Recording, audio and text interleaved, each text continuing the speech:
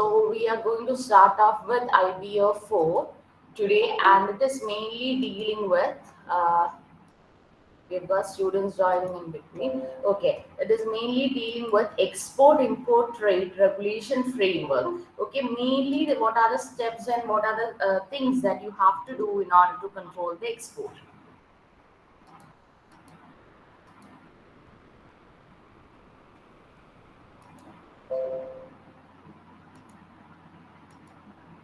So this is what is coming under this IBO4. It is mainly purely concerned with the export of the goods as well as import of the goods. That is exporting from one place to another, as well as once you are importing the goods from other place to another. We know that you have to carry out export and import. This is something that is really essential for the functioning of our country, because today if we don't have export and if we don't have import, obviously what is going to happen is that our country will not be able to flourish in a good way.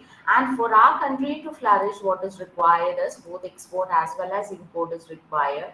And for both export and import to come in, there are various regulations that has been brought about by the government, and we are going to understand what are the rules and regulations that has been enforced by the government. So the first we'll be going into the introduction aspect, because we know that our country is a developing country. Like നമ്മൾ എല്ലാവർക്കും അറിയാം, India is a developing country where India is prospering day by day and it is going into a developed country. So when you are a developing country, there are still shortfalls in your country, and you require economic growth. And for economic growth, economic instruments are required. So in order to bring about economic growth, what is required in our country, India, is that you have to promote export as well as you have to restrict the level of imports from the other countries. നമ്മൾ എപ്പോഴും focus ചെയ്യേണ്ടത് എന്താണ് പറഞ്ഞാൽ, economic development വരാൻ വേണ്ടിയിട്ട് we have to ensure that the export of the country is being increased to the maximum, and you have to ensure that the import of our country is being reduced. കാരണം imports നമുക്ക് അത്ര നല്ലതല്ല, exports ആണ് കൂടുതൽ നല്ലത്. But see, the basic problem of our country, India, is acute shortage of certain inputs like industrial raw materials, capital goods and technology. നമ്മളെ country എടുത്ത് നോക്കുകയാണെങ്കിൽ നമുക്ക് കുറേ അധികം ഷോർട്ടേജസ് ഉണ്ട്. Shortage of raw material is there, shortage of capital goods is there, shortage of technology is there. These cannot be met just by the export process. അപ്പോൾ ഈ ബോട്ടിൽ necks remove ചെയ്യാൻ വേണ്ടിയിട്ട് what you have to do is you have to bring in imports. Do you know what is bottleneck? Can anyone tell me what is bottleneck? Hurry up. Okay, so bottleneck means you have seen a bottle. Bottle in the neck in the vellam original salati, you know that it is a curved portion, and then the smaller opening undava, and later on you will have more place for the others, for the water to store. Similarly, in an organization also, when you're starting it, there are certain problems. Bottlenecks, the problems that you have to remove is known as the bottlenecks. So what you have to do is you have to remove the bottlenecks of our country by increasing the imports too. I told you imports is not that good for the country, but still, since our country is a developing country and there is so much of shortage with regard to the raw material, capital goods and technology, what we have to do is we have to depend upon the imports too. So what we have to do is, in short run, you know, imports can be financed through foreign borrowings, but in long run, imports must be financed by additional export earnings itself. അപ്പോൾ നമുക്ക് സ്ഥിരമായിട്ട് നമ്മൾക്ക് imports എന്ത് ചെയ്യാൻ പറ്റില്ല. Imports foreign എയ്ഡിന്റെ പ്രകാരം വാങ്ങാനും borrowings വെച്ചിട്ട് നമുക്ക് വാങ്ങാനും പറ്റില്ല. ലോങ് റൺ ആകുമ്പോൾ നമ്മൾ എന്ത് ചെയ്യണം പറഞ്ഞാൽ, ഇമ്പോർട്ട്സിന്റെ പേയ്മെന്റ് നമ്മൾ എങ്ങനെ നടത്തണം? Through exports earning. So the basic objective of the trade policy means it is to improve the export as well as the import management system in our country. Improve the export and the import management system in our country. So since our country is a developing country, what is required is that you have to give importance to both the import as well as export. Even if I told you that export is not that good for our country, what is required is that since there are bottlenecks in our country, because there is shortage of raw material, shortage of capital and technology, we have to depend upon imports, and the imports നമുക്ക് completely foreign aid for borrowings പ്രകാരം finance ചെയ്യാൻ പറ്റില്ല. What you have to do is you have to depend upon additional exports, that is export earning കൂടെ നമ്മൾ ഈ importsന്റെ cash deal ചെയ്യണം. So what you have to do is you have to ensure that you're bringing in a policy where you're trying to develop export as well as you're trying to develop the import. Import and export management is required for the development of the country. Did you understand what I do? Manslayo, first slide. Yes, ma'am. Okay. Now moving on to the next slide, we'll see what is an overview of legal framework.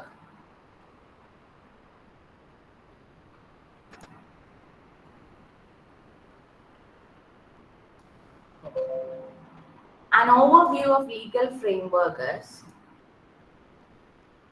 so we know that the foreign trade of a country consists of outward as well as inward movement of goods and services, giving rise to inflow and outflow of foreign exchange. While the foreign trade of India is governed by Foreign Trade Development and Regulation Act 1992 and the rules and orders issued thereunder, the payment for exports and import trade transactions in terms of foreign exchange are regulated under Foreign Exchange Management Act. So something that you have to understand is that there are various laws that are there in our country for the protection of import and for the protection of outward movement of the goods. So foreign trade of a country, Panali, you know, obviously when foreign trade is coming in, what is coming in? Outward movement of the goods is coming in as well as the inward movement of the goods and services is coming in. നമുക്ക് just inflow of the outward മൂവ്മെന്റും inflow മൂവ്മെന്റും ഒരു കൺട്രോളും ഇല്ലാതെ ചെയ്യാൻ പറ്റില്ല. There are controls that has been enforced by the foreign regulators. So what you have to do is you have to follow out the trade policies that has been there in India once you're going into export as well as you're going into import. So you know that India is governed by Foreign Trade Development Act 1992. About the first act that came in for the protection of India, for the protection of the export and import, is Foreign Trade Development and Regulation Act 1992. About first one act it is Foreign Trade Development Act and Regulation Act 1992, and pinna vandirikkunna act aanu Foreign Exchange Management Act 1999. So foreign exchange, Foreign Trade Development and Regulation Act 1992 change cheyaninte karanam vannal there were certain regulations that were missing, and we know that the development do come inside the country day by day. Either aspect eduthu nokki kazhinjalum there is changes that is coming in, and when the changes is coming in, what you have to do is you have to incorporate these changes also. So what you have to do is you have to bring about with changes with regard to the rules. ആദ്യം വന്നിരിക്കുന്ന act പറഞ്ഞാൽ it is Foreign Trade Development and Regulation Act ആണ്. അതിനുശേഷം വന്നിരിക്കുന്ന act ആണ് Foreign Exchange Management Act 1992. പിന്നെ വന്നിരിക്കുന്ന act ആണ് Customs Act 1962. But these are the main acts that has come in, and one more act is coming in, which is Export Quality Control and Inspection Act 1963. ഈ acts ഒക്കെ പാസ്സായി കഴിഞ്ഞാൽ മാത്രമേ ഉള്ളൂ we'll be able to export our products from our country to other country. So we know that foreign trade of our country consists of outward as well as inward movement of goods and services. And when outward and inward movement of goods and services is coming, what is happening is that the inflow as well as outflow of foreign exchanges do come in. നമ്മൾ ഒരു ട്രേഡും ചെയ്യാതെ നമ്മൾ domestic trade മാത്രം ചെയ്തിരുന്നാൽ will foreign exchange come to our country? ഒരിക്കലും വരില്ല. നമുക്ക് foreign exchange നമ്മളെ കൺട്രിയിലോട്ട് വരണമെങ്കിൽ നമ്മൾ എന്ത് ചെയ്യണം? എക്സ്പോർട്ട് കൂട്ടണം. പക്ഷെ നമുക്ക് എക്സ്പോർട്ട് മാത്രം കൂട്ടാൻ പറ്റില്ല because of the limitations. What you have to do is you have to depend upon the imports too. So the foreign trade of the country, you know that it consists of outward as well as inward movement of goods and services, which is actually giving rise to inflow and outflow of foreign exchange. അപ്പം first വന്നിരിക്കുന്ന act പറഞ്ഞാൽ that is Foreign Trade Development and Regulation Act 1992 ആണ് വന്നിരിക്കുന്നത്, and rules and orders issued under the payment of export and import trade transactions. ഇവിടെ എന്തൊക്കെയാണ് ഇതിനകത്ത് വരുന്ന rules പറഞ്ഞാൽ payment four export and import trade transactions എങ്ങനെയാണ് നടക്കേണ്ടത്, ഫോറിൻ എക്സ്ചേഞ്ചസ് എങ്ങനെയാണ് നടക്കേണ്ടത്, ഫോറിൻ എക്സ്ചേഞ്ച് മാനേജ്മെന്റ് ആക്ട് എങ്ങനെയാണ് കൺട്രോൾ ചെയ്യേണ്ടത്. So all these points are being focused over here. Okay, just a moment.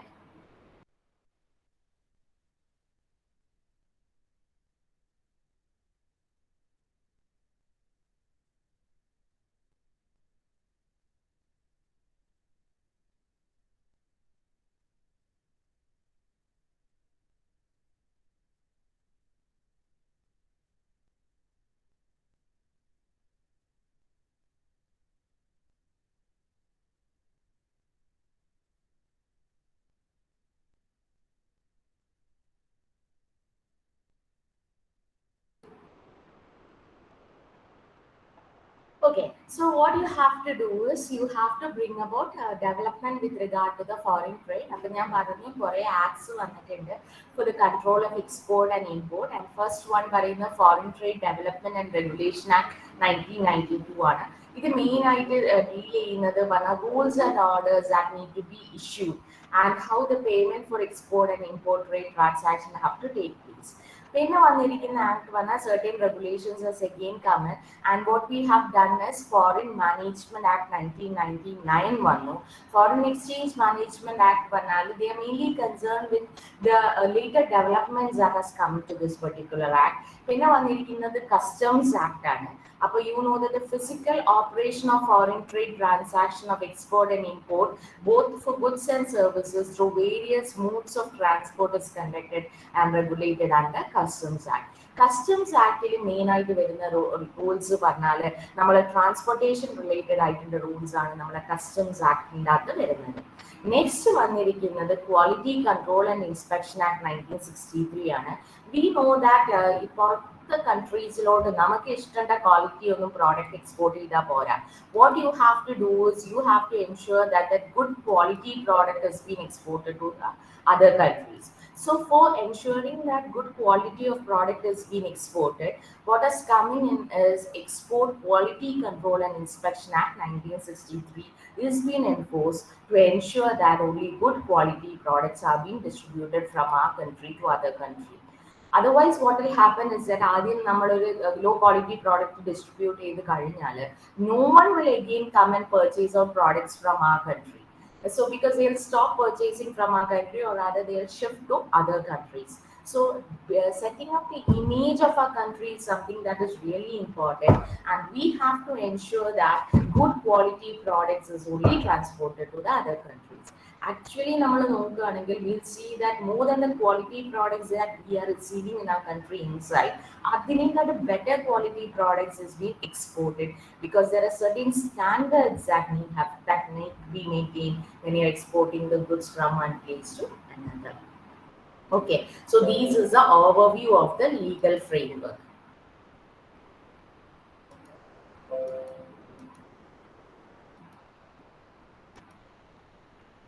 Next one is Foreign Trade Development and Regulation Act 1992 ആണ് വന്നിരിക്കുന്നത്.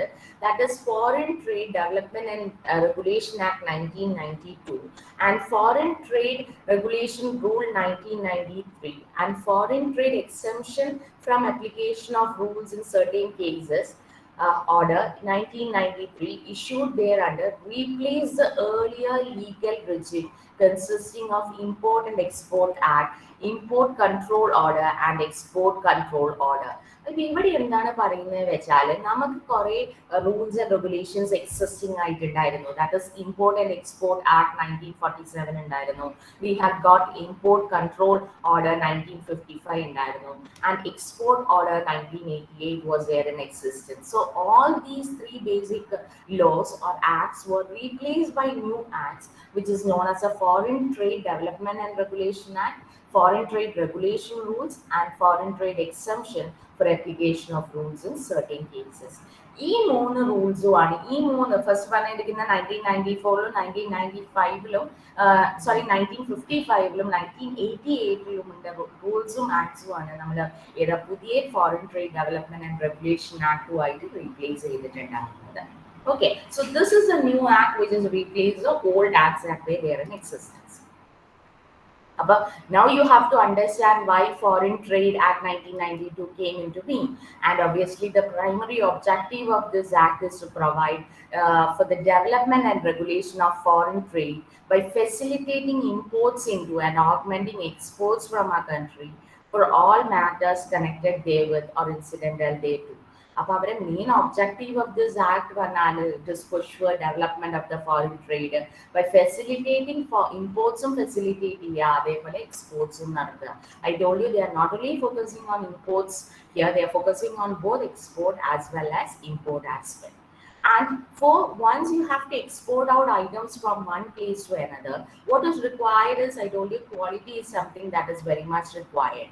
അപ്പം ഇവിടെ പറയുന്നത് the permission for export and import is also given under the act by granting import exporter code number.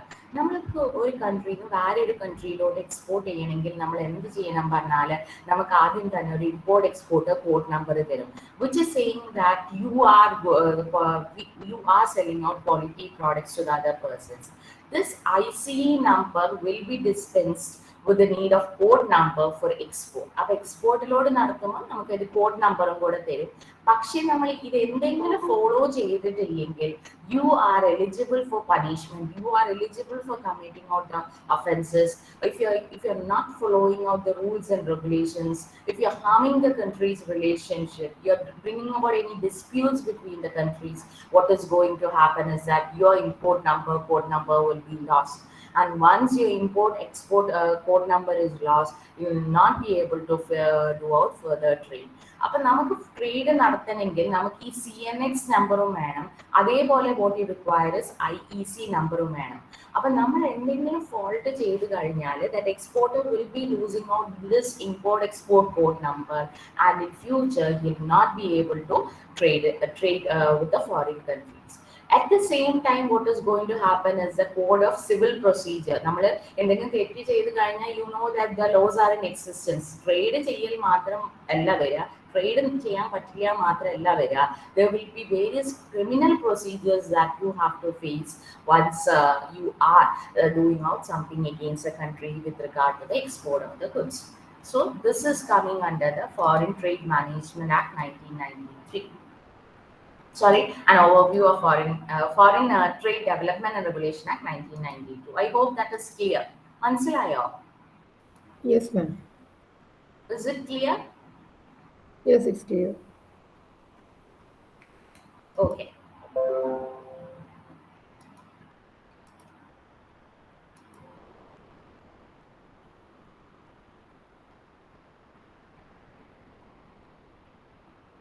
Okay.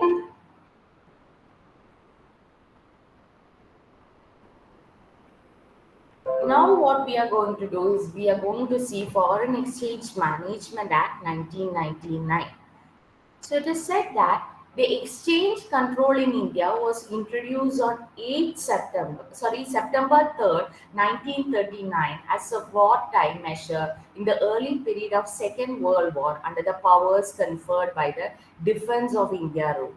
The emergency powers were subsequently replaced by Foreign Exchange Regulation Act 1947, which came into operation on the 25th March 1947. And it is said that first വന്നിരിക്കുന്ന foreign exchange management ആക്ടിൽ first വന്നിരിക്കുന്ന act പറഞ്ഞാൽ in order to control the exchange aspects in India, what was done is we were having Foreign Exchange Regulation Act 1947. അത് വന്നിരിക്കുന്നത് March 25th 1947 വന്നിരിക്കുന്നത് that came into existence. പക്ഷേ അത് കഴിഞ്ഞ് 1947 കഴിഞ്ഞാൽ കുറെ റിവിഷൻസും കുറെ changes was brought in towards economy during the post-independence period, and we were replaced by Foreign Exchange Regulation Act 1973. അപ്പം ഞാൻ പറഞ്ഞു as years pass by there are changes that has been brought into the regulations. അപ്പം ആദ്യം വന്നിരിക്കുന്ന act പറഞ്ഞാൽ foreign exchange regulation act 1947 ആണ്. അത് കഴിഞ്ഞാൽ വന്നിരിക്കുന്ന ആക്ട് ആണ് FERA, that is foreign exchange regulation act 1973, and then came in what is Foreign Exchange Regulation Amendment Act 1993, and FERA has been replaced by Foreign Exchange Management Act 1999. അപ്പം നമ്മൾ ആ ബിഗിനിങ്ങിൽ start ചെയ്തിരിക്കുന്ന act ആയിട്ടുള്ള എക്സിസ്റ്റൻസിലുണ്ട്. There are changes that has been brought about to the act as the years pass by. There are regulations that has been added to these acts as the years pass by. Because you know that as the country proceeds, there are so much of changes that is coming inside the country. There are changes that is coming in with regard to the policies of the country. There are changes that is coming in with regards to the rules and regulations. So what you have to do is you have to bring about the changes in the policies and regulation as of. So that is how the policies and regulations are changing. First, Foreign Exchange Regulation Act 1947 and that came in March 25th, 1947. Then we had the change with FERA, that is 1973 FERA one. Again, there was changes in 1993, and FERA was again replaced by Foreign Exchange Management Act in 1999. Okay. Next FEMA വന്നിരിക്കുന്നത് that is ഫെറേനെ convert ചെയ്തിട്ട് പുതിയ വന്നിരിക്കുന്ന ആക്ടിനെയാണ് നമ്മൾ FEMA 1999 പറയുന്നത്. FEMA എന്താ ചെയ്തിരിക്കുന്നത് പറഞ്ഞാൽ they has brought to consolidate and amend the law relating to foreign exchanges. They have consolidated and they have brought about a coordination with regard to the laws with regard to foreign exchanges. And the basic objective of FEMA is to act to facilitate external trade and payment and to promote orderly development and maintenance of foreign exchange market in India. FEMA's main aim it is mainly to promote as well as to bring about development and maintenance of foreign exchange market in India. Foreign exchange market in India പ്രോപ്പറായിട്ട് control ചെയ്യാൻ വേണ്ടിയിട്ടാണ് FEMA വന്നിരിക്കുന്നത്. And this act deals with various regulations of foreign exchange, like holding the transactions of foreign exchange, exports of goods and services, realization and repatriation of foreign exchanges. All these are considered to be the role of FEMA. അപ്പോൾ FEMA എന്തിനാ വന്നിരിക്കുന്നത് ചോദിച്ചാൽ the act has been brought in to facilitate external trade and payments and to promote orderly development of foreign exchange market in India. You have to ensure that the foreign exchange market is being developed in India in a very orderly manner, as well as there is external trade and payments that is happening properly inside our country. And for this particular purpose, the FEMA was brought in. Okay, അപ്പൊ ഇങ്ങനെയാണ് foreign exchange management act 1999 വരുന്നത്. First വന്നിരിക്കുന്നത് act നമ്മൾ പഠിച്ചു. After that again replacement was brought about by FERA, that was in 1973. പിന്നെ ഫെറേനെ replace ചെയ്തത് 1993 പിന്നെയും ചേഞ്ചസ് വന്നു. And again FERA was replace in 1999 with FEMA. And the basic objective of FEMA പറഞ്ഞാൽ to facilitate external trade and payment and to promote orderly development and maintenance of foreign exchange market in India. Now we are going on to the Customs Act 1962.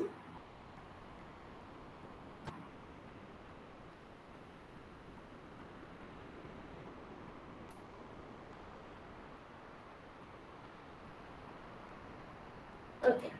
The Customs Act 1962 എന്താണ് വരുന്നത് പറഞ്ഞാൽ, you know that ആദ്യത്തെ കാലത്ത് നമ്മളെ കൺട്രിയിൽ there was 3 different rules that was there. Land Customs Act 1924 ഉണ്ടായിരുന്നു, Aircraft Act 1934 ഉണ്ടായിരുന്നു, അതേപോലെ one more act was there, Sea Customs Act 1878 was there in existence.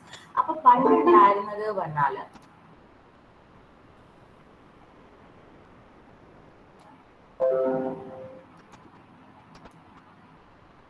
so there were various acts for land in order control ഒരു customs act ആയിരുന്നു ഉണ്ടായിരുന്നത്, scene വേറൊരു customs act ആണ്, എയർക്രാഫ്റ്റ്സിന് വേറൊരു customs act ആണ് ഉണ്ടായിരുന്നത്. The Consolidated and Self-Contained Customs Act 1962 came into operation on December 13, 1963. അപ്പം ഈ ഒരു കൺസോളിഡേറ്റഡ് ഈ 3 ആക്ട്സും കൂടെ കമ്പൈൻ ചെയ്തിട്ട് വന്നിരിക്കുന്ന ആക്ട് ആണ് in 1962. So 1962 has actually replaced all the 3 acts, which is known as the Sea Act, Land Act and Air Act, and all these are consolidated into one act, which is known as the Customs Act 1962. And the main objective of this act is to regulate the genuine export and import trade transaction by keeping with the national economic policies and objective. അപ്പോൾ ഈ ആക്ടിന്റെ main objective എന്ന് പറഞ്ഞാൽ നമ്മളെ policies develop ചെയ്യുക, നമ്മളെ objectives maintain ചെയ്യുകയാണെങ്കിൽ ഈ ആക്ടിന്റെ main ആയിട്ടുണ്ട് എയിം. പിന്നെ പറഞ്ഞാൽ second is to check smuggling.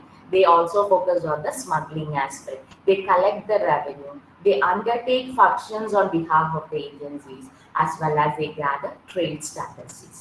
ഈ 4-5 കാര്യങ്ങളാണ് ഈ കസ്റ്റംസ് ആക്ട് 1962 കൊണ്ട് ഉദ്ദേശിക്കുന്നത്.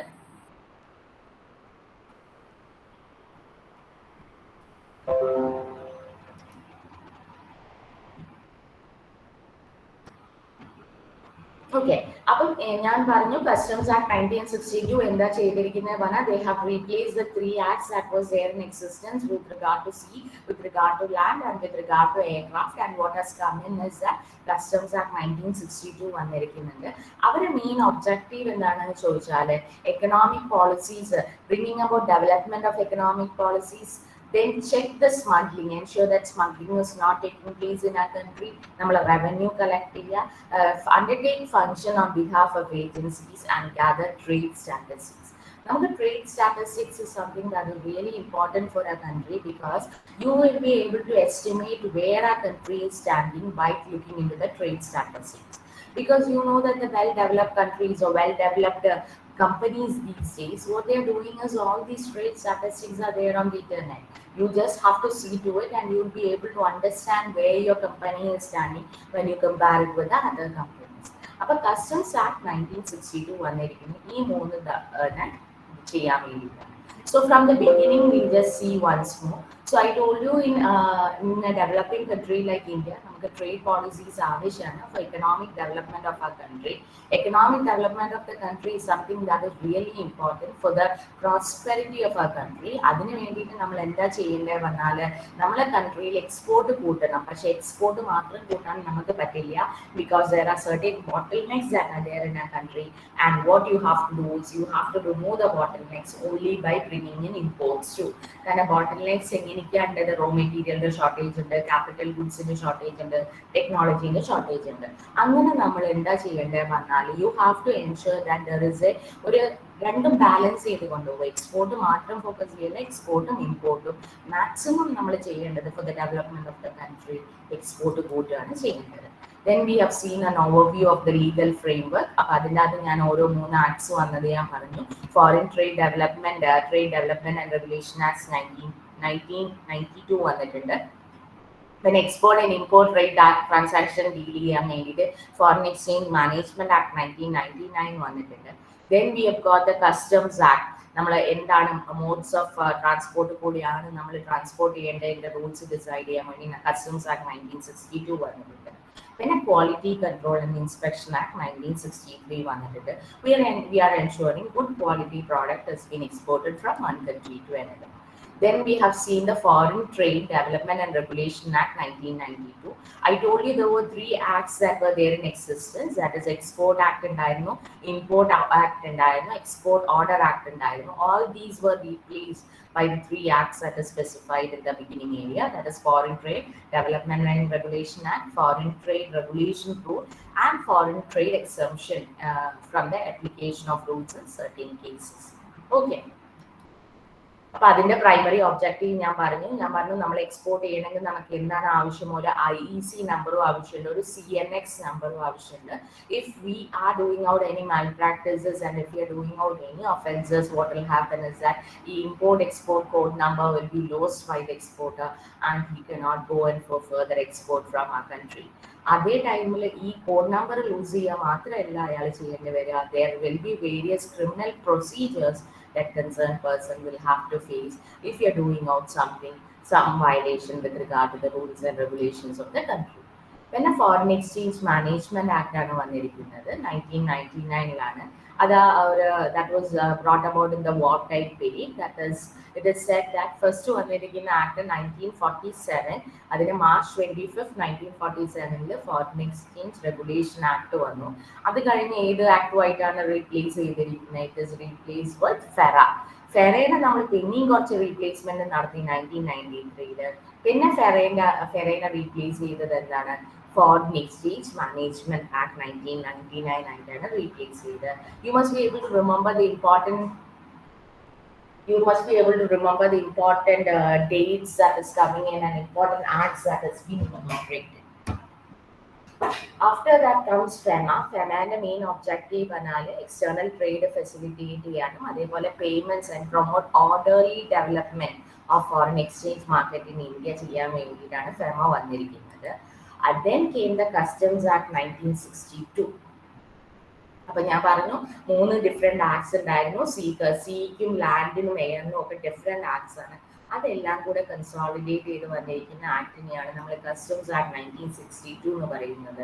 ഇവിടെ നമ്മളെ മെയിൻ എയിം പറഞ്ഞാൽ development of national economic policies and objectives protect ചെയ്യുക, പിന്നെ സ്മഗ്ലിംഗ് റിഡ്യൂസ് ചെയ്യാൻ എൻഷുർ ചെയ്യുക, റവന്യൂ കളക്ട് ചെയ്യുക, gather trade statistics.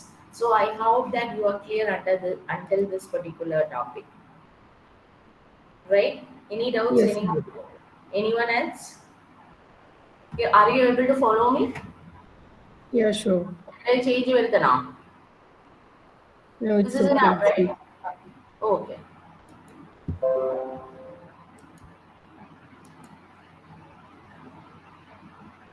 Okay. Next, we'll be seeing Export Act 1963. Export Act Quality Control and Inspection Act. Export Quality Control and Inspection Act 1963. അപ്പോൾ നമുക്കറിയാം ഇവിടെ എന്തിനാണ് export quality control and inspection act കൊണ്ടുവരാനുള്ള കാരണം the main purpose of this particular act is to strengthen the export trade through quality control and pre-shipment inspection. കാരണം നമുക്കറിയാം നമ്മളെ കൺട്രിയിൽ നിന്ന് ഒരു കൺട്രിയിൽ നിന്ന് വേറൊരു കൺട്രിയിലോട്ട് നമ്മൾ ഗുഡ്സ് എക്സ്പോർട്ട് ചെയ്ത് കഴിഞ്ഞാൽ നമ്മൾ ഒരു ക്വാളിറ്റി കൺട്രോളും ചെയ്യുന്നില്ലെങ്കിൽ what is going to happen is that നമ്മൾ ഏതെങ്കിലും ലോ ഗ്രേഡ് ക്വാളിറ്റി പ്രോഡക്ട്സും വേറെ കൺട്രീസിലോട്ട് നമ്മൾ എക്സ്പോർട്ട് ചെയ്യും if there is no particular law that is there in existence. അതേപോലെ പ്രീ ഷിപ്മെന്റ് ഇൻസ്പെക്ഷൻസും ഇല്ലെങ്കിൽ നമ്മൾ എന്ത് ചെയ്യും പറഞ്ഞാൽ ഇഷ്ടമുള്ള ക്വാളിറ്റീസ് ആയിരിക്കും ഓരോരുത്തരും ഓരോ വിധത്തിൽ എക്സ്പോർട്ട് ചെയ്യുന്നുണ്ടാവുക. അപ്പം നമ്മളെ കൺട്രീൻ്റെ ഇമേജ് അല്ലേ കുറയുക. People of other countries will start telling that our country is having very low quality products, or rather they are exporting very low quality products. So in order to keep up the prestige of our country, what is required is Export Quality Control and Inspection Act 1963 came into being, and this act empowers the government not only to notify the commodities which may be subject to compulsory quality control or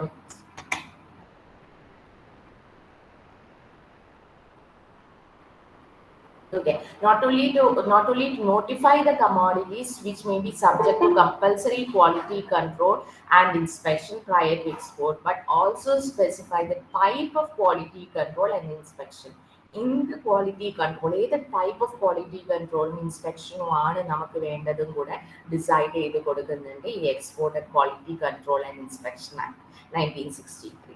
അപ്പം not only notify the commodities which have to go through quality control, പക്ഷേ it also specifies what type of quality control and inspection have to be enforced to ensure that good quality products is exported from a country to other country. അപ്പോൾ ഈ act main ആയിട്ട് prohibit ചെയ്യുന്നത് പറഞ്ഞാൽ export of sub standard goods.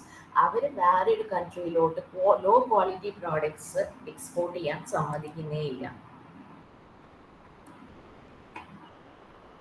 They are ensuring that only good quality products is being exported from our country to the other country. And it is also said for the smooth operation of Export Quality Control and Inspection Act 1963, the Government of India established an Export Inspection Council on January. That is Export Quality Control and Inspection Act 1963 നന്നായിട്ട് monitor ചെയ്യാൻ വേണ്ടിയിട്ട് അവർ export inspection കൗൺസിലിനെ setup ചെയ്തു and export inspection ഏജൻസീസിനെ setup ചെയ്തു. While the Export Inspection Council acts as an advisory body of the government, EIA, that is Export Inspection Agencies, are the actual agencies which inspect the goods and issue the export worthiness certificates. അപ്പൊ ഇവരാണ് ഈ രണ്ട് നമ്മൾ export പ്രോപ്പറായിട്ട് നടത്താൻ വേണ്ടിയിട്ട് government എന്ത് ചെയ്തു പറഞ്ഞാൽ they have brought it to export inspection കൗൺസിലിനെ അപ്പോയിന്റ് ചെയ്തിട്ടുണ്ട്, എക്സ്പോർട്ട് ഇൻസ്പെക്ഷൻ ഏജൻസീസിനെ അപ്പോയിന്റ് ചെയ്തിട്ടുണ്ട്. എക്സ്പോർട്ട് ഇൻസ്പെക്ഷൻ ഏജൻസീസ് ആണ് ഫിസിക്കലി എന്ത് ഇൻസ്പെക്ട് ചെയ്യുക with regard to the quality of the product. They are concerned with inspection of goods and issue of export worthiness certificates. അവരുടെ കയ്യിൽ നിന്ന് നമുക്ക് എക്സ്പോർട്ട് വർത്തിനെസ് സർട്ടിഫിക്കറ്റ് കിട്ടിക്കഴിഞ്ഞാൽ മാത്രമേ ഉള്ളൂ നമുക്ക് വേറെ കൺട്രീസിലോട്ട് എക്സ്പോർട്ട് ചെയ്യാൻ പറ്റുക. All out encouragements is given to trade and industry for the purpose of upgrading the quality of product under current export-import policy so as to project the image of the country as a procedure and export of world-class quality product. We have already told in the beginning that India is a developing country. So building up image of the country is something that is really important to keep up with the trade.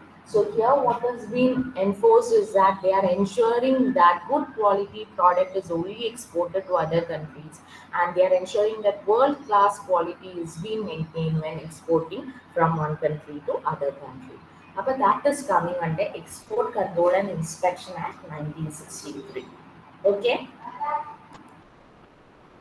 So with that, this particular portion is over. This particular chapter module is over.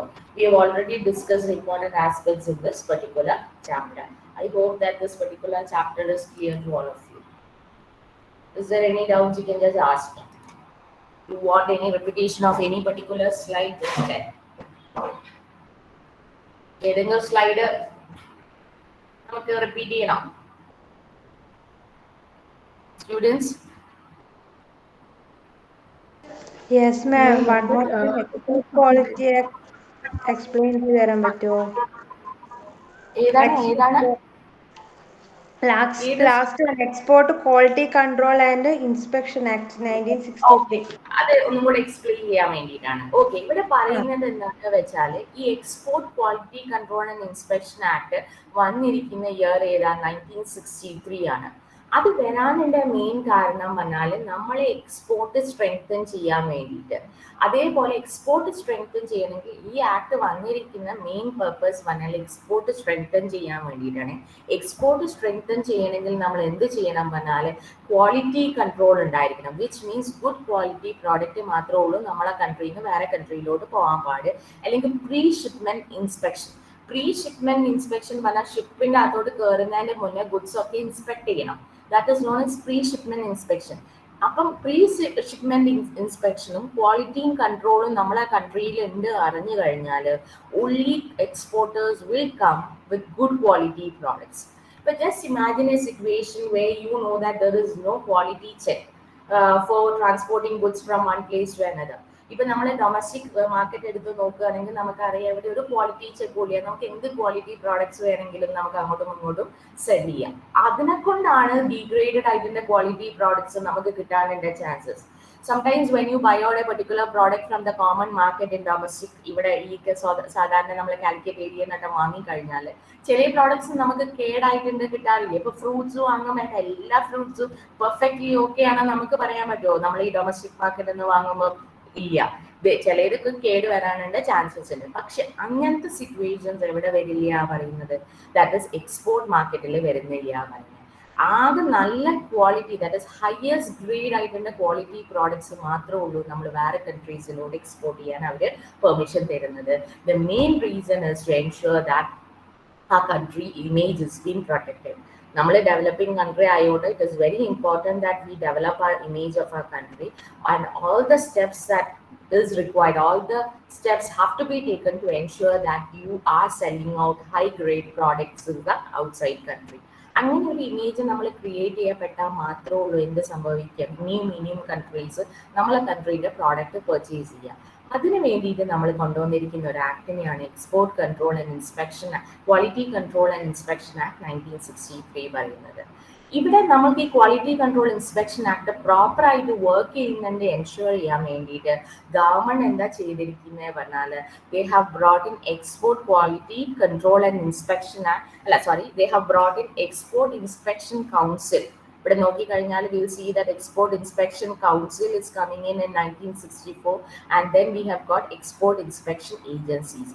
ഈ രണ്ട് ആൾക്കാരെയും appoint ചെയ്തിട്ടുണ്ട് to ensure that the good product is only been exported from ആ country to other country.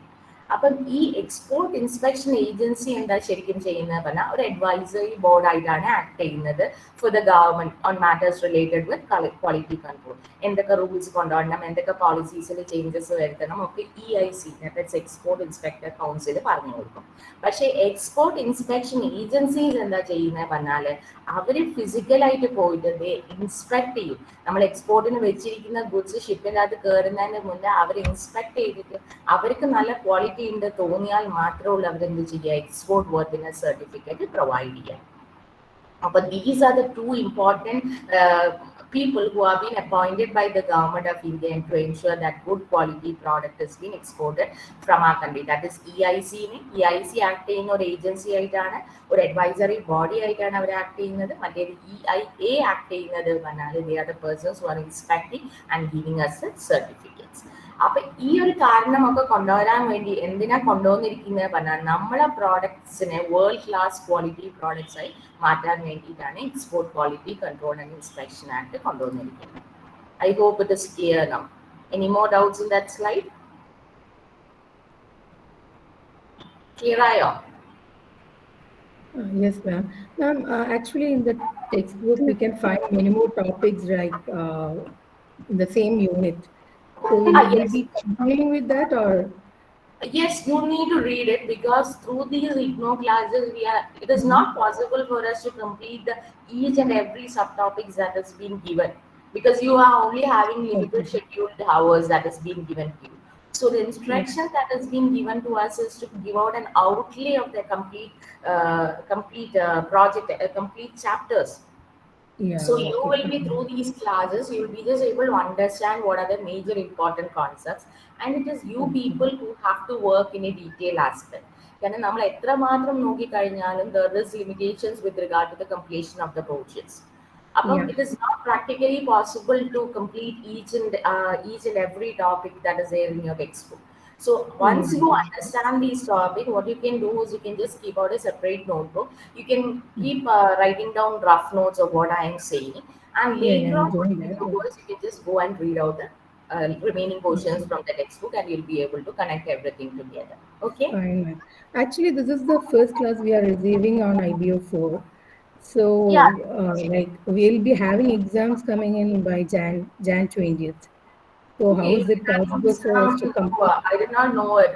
So I think they'll have to schedule more hours because as Yeah, of it's now, not what I only about know. IBO4. We didn't receive any classes until now. Only IBO3, one class we have received. Okay, so I give you an advice: don't wait for these Mhm. classes to start studying. You just have to start working beforehand itself. Okay, because since you told me that your classes are starting in exam is starting in January, right? Yeah. So please do start working. I think assignments are being given to you also, right? You've started out with assignments. Yeah, assignments we have already submitted. Yes, But just we focus are on those last tasks. Jan Yes. 2020 batch, right? 2021 batch. Okay. I have already taken an IPO class previously, but I think it was of different students. നിങ്ങൾ ആയിരുന്നില്ല. Yeah, ഇപ്പോഴാണ് പക്ഷേ maybe. എനിക്ക് schedule ചെയ്തിട്ട് I got the timetable just now, and I got only two Mhm. schedules as of now. I've not got all the schedules. So Mhm. it is my advice to you, keep reading beforehand itself. Okay.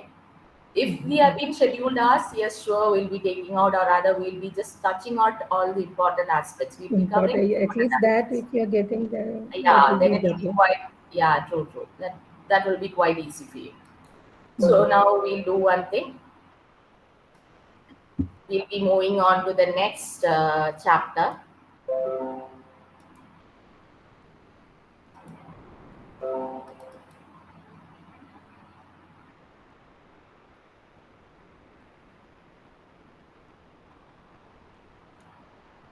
which is export sales contract. It is coming at a unit 2. So are you able to see my screen right now? Yes, ma'am. Yes, ma'am. Okay. Refuge and factor.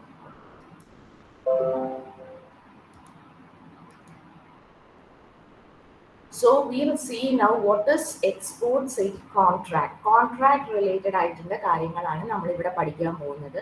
Because we know that എക്സ്പോർട്ടിലോട്ട് നമ്മൾ കടക്കുന്ന ടൈമിൽ there is a contract that is coming in between the parties. അല്ലാതെ ഞാൻ just ഒരു item ഒരാൾ എന്നെ വിളിച്ച് പറഞ്ഞു ഞാൻ ജസ്റ്റ് ആ പ്രോഡക്ട്സ് എക്സ്പോർട്ട് ചെയ്യാൻ എനിക്ക് പോസിബിൾ അല്ല, especially from one country to other country. There are various rules and regulations that you have to follow once you're exporting the goods from one country to another. So we'll see export and imports are carried out by traders who are residents of different countries. Goods have to cross national frontiers and several types of physical and financial risks are to be faced. And laws and regulations of exporting and importing countries are also to be observed. So it is very important that parties to an export-import transaction put down the terms of agreement clearly to avoid misunderstanding of disputes. And further, in Indian context, an exporter is supposed to show documentary proof. Sorry, it is not proof, proof. Documentary proof of an export contract to secure special export facilities. അപ്പോൾ ഇവിടെ പറയുന്നത് നമ്മൾ different countries തമ്മിലാണ് നമ്മളിവിടെ trade നടത്തുന്നത്. അപ്പം നമ്മൾ എന്താ ചെയ്യേണ്ടത് പറഞ്ഞാൽ ലോസ് ആൻഡ് റെഗുലേഷൻസ് ഫോളോ ചെയ്യണം. The laws that are there in the exporting country നമ്മൾ follow ചെയ്യണം. The law that is there in the importing country should also be observed. അപ്പം നമ്മൾ എന്താ ചെയ്യേണ്ടത് പറഞ്ഞാൽ ഈ റൂൾസ് ഫോളോ ചെയ്യാൻ വേണ്ടിയിട്ട് what is required is import transactions അല്ലെങ്കിൽ എക്സ്പോർട്ട് ട്രാൻസാക്ഷൻസ് നമ്മൾ എന്ത് പ്രോപ്പർ എഗ്രിമെന്റ് വിധത്തിൽ എഴുതണം in order to ensure that there is no misunderstanding and disputes. Because we know that നമ്മൾ ചില ടൈമിൽ നമ്മൾ വേർഡ്സോട് പറയുന്നത് കുറച്ച് ദിവസങ്ങൾ കഴിഞ്ഞാൽ നമുക്ക് മാറ്റി പറയാൻ പറ്റും. And there will be misunderstandings that will be coming late and disputes will arise out of it. അപ്പം എല്ലാം നമ്മൾ എന്ത് ചെയ്യും, നമുക്കിപ്പോൾ ഒരു ഹൗസ് വാങ്ങുന്ന ടൈമിൽ you know that you will be writing down an agreement where everything rules and regulations regarding to the ownership of the house will be transferred from one person to another.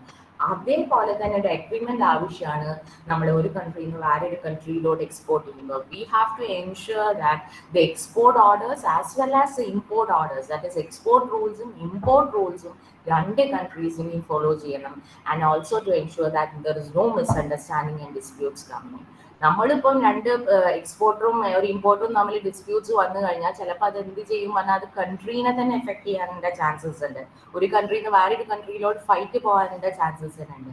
So export and import should be done with so much of documentary proof and to ensure that നമ്മൾ ഒരു മിസ്അണ്ടർസ്റ്റാൻഡിങ്ങും ഇല്ലാതെ നല്ല quality products ആണ് ഒരു കൺട്രിയിൽ നിന്ന് വേറൊരു കൺട്രിയിലോട്ട് പോകുന്നത് എൻഷുർ ചെയ്യും വേണം.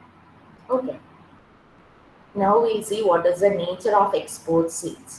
നമുക്കറിയാം കോൺട്രാക്ട് പറഞ്ഞാൽ it is A legal concept ആണ്. കോൺട്രാക്ട് നമ്മൾ ജസ്റ്റ് ഒരു കോൺസെപ്റ്റ് മാത്രമല്ല, it is A legal concept and it is been defined as under section 2 subsection H of Indian Contract Act 1872. അപ്പം നിങ്ങൾ പഠിക്കേണ്ട ഒരു ആക്ടാണ്, that is Indian contract act 1872. ഇവിടെ എന്താ മീൻ ചെയ്യുന്നത് പറഞ്ഞാൽ കോൺട്രാക്ട് ഐ ടോൾഡ് യു ബിഗിനിങ്ങിൽ തന്നെ എന്താ പറഞ്ഞാൽ കോൺട്രാക്ട് പറഞ്ഞ ഒരു എഗ്രിമെന്റ് ആണ് which can be enforced by law. So you have to understand that contract is an agreement which have to be enforced by law, and an agreement on other hand പറഞ്ഞാൽ അപ്പം നമുക്ക് doubt വരും what is agreement അല്ലെ. അപ്പോൾ agreement പറഞ്ഞാൽ take place when a valid offer has been made and accepted by the other party without any qualifications. അപ്പോൾ valid ആയിട്ട് ഓഫറും നടക്കുക, വാലിഡ് ആയിട്ട് ആക്സെപ്റ്റൻസും നടന്നു കഴിഞ്ഞാൽ മാത്രമേ ഉള്ളൂ ഒരു എഗ്രിമെന്റ് വരിക. ഞാൻ പറഞ്ഞ കോൺട്രാക്ട് പറഞ്ഞ ഒരു എഗ്രിമെന്റ് ആണ്, അത് എൻഫോഴ്സ് ബൈ ലോ ആണ്. എഗ്രിമെന്റ് പറഞ്ഞാൽ എന്താണ്, when there is a valid offer and valid acceptance that is coming in between the other parties, and we call it an agreement. This process of contract formation is valid all over the world. നമ്മളെ കൺട്രിയിൽ മാത്രമൊന്നുമല്ല contract ഈ ഫോമിൽ വരുന്നത്, it is been applicable to the entire world. So according to section 2H of the Indian contract act, contract പറഞ്ഞ ഒരു agreement ആണ് which can be enforced by law. And you have to understand what is an agreement. Agreement take place when there is a valid offer as well as valid acceptance by other party. And so it is said that an exporter എന്ത് ചെയ്യും പറഞ്ഞാൽ first തന്നെ he sends his offer in a pro forma commercial invoice along with the standard and conditions of the sale. അപ്പം നമ്മൾ ഈ exporter, ഞാനാണ് exporter എങ്കിൽ ഞാൻ എനിക്ക് പ്രോപ്പറായിട്ട് സ്പെസിഫൈ ചെയ്യും what are the rules and regulations, what are the standards, what are the conditions for my sale, because it is my property or my goods that I am selling to the other country. അത് കഴിഞ്ഞിട്ട് the importer will read out all these specifications, rules that has been specified by the exporter, and if he is satisfied with that, he will be accepting that purchase condition. അപ്പം നമ്മളിപ്പം exporter ഇപ്പം രണ്ട് കണ്ടീഷനും ഒരാൾ ഒരു offer കൊടുത്തു, പക്ഷെ മറ്റേ ആൾ അത് ആക്സെപ്റ്റ് ചെയ്യാതെ അയാളെ വക കുറെ കണ്ടീഷൻസ് അയാൾ പർച്ചേസിലോട്ട് നടത്തുകയാണ്. Because I'm giving an offer and you people are adding on more specification or more standards for the purchase. അങ്ങനത്തെ കേസസിൽ we cannot say that a contract is formed. A contract is formed only when the exporter have sent in an export contract and the importer has accepted the same export contract without any changes. അപ്പം നമ്മൾ ഒരു changes ഒന്നും ഇല്ലാതെ നമ്മൾ counter party accept ചെയ്ത് കഴിഞ്ഞാൽ മാത്രമേ ഉള്ളൂ നമുക്കൊരു നല്ല കോൺട്രാക്ട് ഫോം ചെയ്ത് പറയാൻ പറ്റുക. അപ്പോൾ കോൺട്രാക്ട് പറഞ്ഞാൽ ഒരു ലീഗൽ കോൺസെപ്റ്റ് ആണ്, you have to remember, and it is coming under section 2H of Indian contract act. Now we'll see what are special contracts. So the contracts are governed by law of either country or the third country. In case of Indian export, the Indian Contract Act will be applicable if the contract is entered into India and no specific law has been maintained. However, contracting parties can agree upon the applicability of any law of either countries. Over the years, the law of contract have been scrutinized and some accepted interpretation of the contract term, such as FOB and CIF, are being discussed. അപ്പം നമ്മുടെ കൺട്രിയിൽ എന്താ പറയുന്നത് പറഞ്ഞാൽ the contract is governed by the law of either country. അത് നമ്മുടെ കൺട്രിയിലത്തെ law follow ചെയ്യുക അല്ലെങ്കിൽ third കൺട്രീൻ്റെ law follow ചെയ്യുക. അതാണ് ഒരു കോൺട്രാക്ട് ഗവേൺ ചെയ്യുന്ന rule. Indian Export and Indian Contract Act prakaram, it is very essential that if a contract is entered into India, no specific law has been mentioned. അത് ഏത് law ആണ് follow ചെയ്യേണ്ടത്? നമ്മളെ third country that is നമുക്കറിയാം, നമ്മുടെ കൺട്രീൻ്റെ നടുവിൽ ഇപ്പോൾ നമ്മളാണ് എക്സ്പോർട്ട് ചെയ്യുന്നതെങ്കിൽ ചിലപ്പോൾ ഒരു മിഡിൽ പേഴ്സൺ ഉണ്ടാവും, പിന്നെ ആ തേർഡ് കൺട്രിക്കാണ് നമ്മൾ വിൽക്കുന്നുണ്ടാവുക. അപ്പോൾ what you have to do is you have to ensure that you have to follow either the rules of one country or you have to follow the rules of the third country. Third country പറയുന്നത് ചിലപ്പം നമ്മുടെ middle men ആയിരിക്കാം, അല്ലെങ്കിൽ ആ third person who's buying out the product ആവാം. പക്ഷെ നമ്മുടെ Indian കോൺട്രാക്റ്റിൽ അത് സ്പെസിഫൈ ചെയ്യുന്നില്ല വിച്ച് കോൺട്രാക്ട് ഏത് കൺട്രീൻ്റെ ലോ ആണ് പ്രോപ്പറായിട്ട് ഫോളോ ചെയ്യേണ്ടത്. ഇതിൻ്റെ അകത്ത് പറയുന്ന രണ്ട് കാര്യങ്ങളാണ് FOB ആൻഡ് CIF. അപ്പോൾ ഇവിടെ FOB കോൺട്രാക്റ്റിൽ പറയുന്നത് seller has a duty to place the goods on board the carrier which has been nominated by the buyer. ഇവിടെ എന്താ ചെയ്യേണ്ടത് പറഞ്ഞാൽ it is a seller's duty, സെല്ലറും ഉണ്ടാവും പർച്ചേസറും ഉണ്ടാവും. ഈ FOB കോൺട്രാക്ട് പ്രകാരം എന്താ പറയുന്നത് വെച്ചാൽ it is the duty of the exporter to place the goods on the ഷിപ്പിലോട്ട് പ്ലേസ് ചെയ്യേണ്ട ഡ്യൂട്ടി ആർക്കാണ് വരുന്നത്? എക്സ്പോർട്ടറിനാണ് വരുന്നത്, ഓർ ദ സെല്ലറിനാണ് വരുന്നത്. So you can see this is the duty of the seller. Seller has the duty to place the goods on board the carrier which has been nominated by the buyer. However, sometimes due to reasons of convenience, exporter himself may contract the carrier. In both the cases, freight have to be paid by the importer and exporter's responsibility once he delivers. അപ്പം ഞാൻ പറഞ്ഞു ഇവിടെ എക്സ്പോർട്ടറിൻ്റെ ഡ്യൂട്ടിയാണ് നമ്മൾ goods ഷിപ്പിൽ place ചെയ്ത് കൊടുക്കേണ്ടത്. Goods ഷിപ്പിൽ പ്ലേസ് ചെയ്ത് കൊടുക്കുകയാണെങ്കിലും അതിൻ്റെ പേയ്മെൻറ്റ് ആരാ നടത്തുന്നത്? ഇമ്പോർട്ടർ ഓഫ് ദ കൺട്രിയാണ്. ഞാൻ എക്സ്പോർട്ട് ചെയ്യുകയാണെങ്കിൽ you are the people who have to pay out the money for the ship also. Ship place ചെയ്യുന്ന വരെയുള്ളൂ എനിക്ക് റെസ്പോൺസിബിലിറ്റി വരുന്നത് as an exporter. So that is what an FOB contract is specifying. Now we'll see what are the legal implications of FOB contract. FOB contract to follow cheyanengil what are the various legal obligations that we have to follow. Just a second.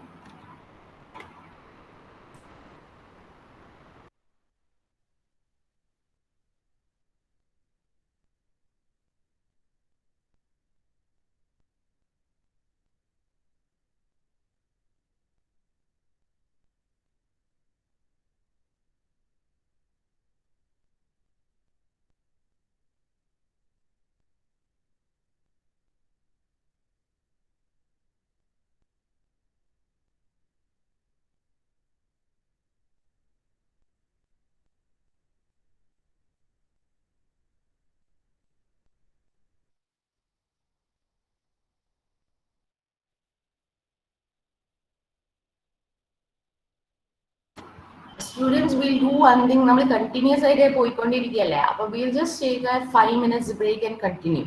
Okay? അപ്പോൾ just ഒരു 5 minutes Fine. break എടുത്തിട്ട് we'll continue. Don't go anywhere. Just a 5 minutes break.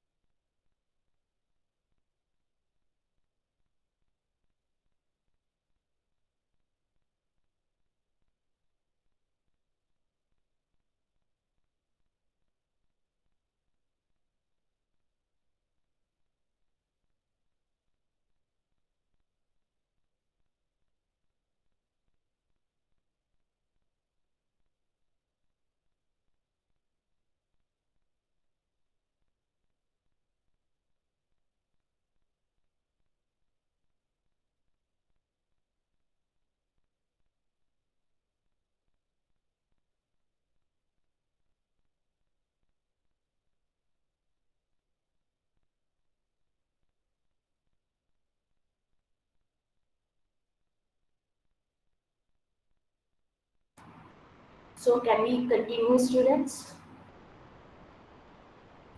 Yeah, ma'am. Are you able to see my screen right now? No, no, we can't find the screen. Okay, you can't see it.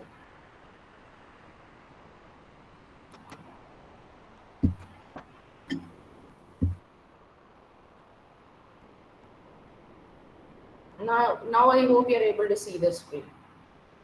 Yes, yes, ma'am.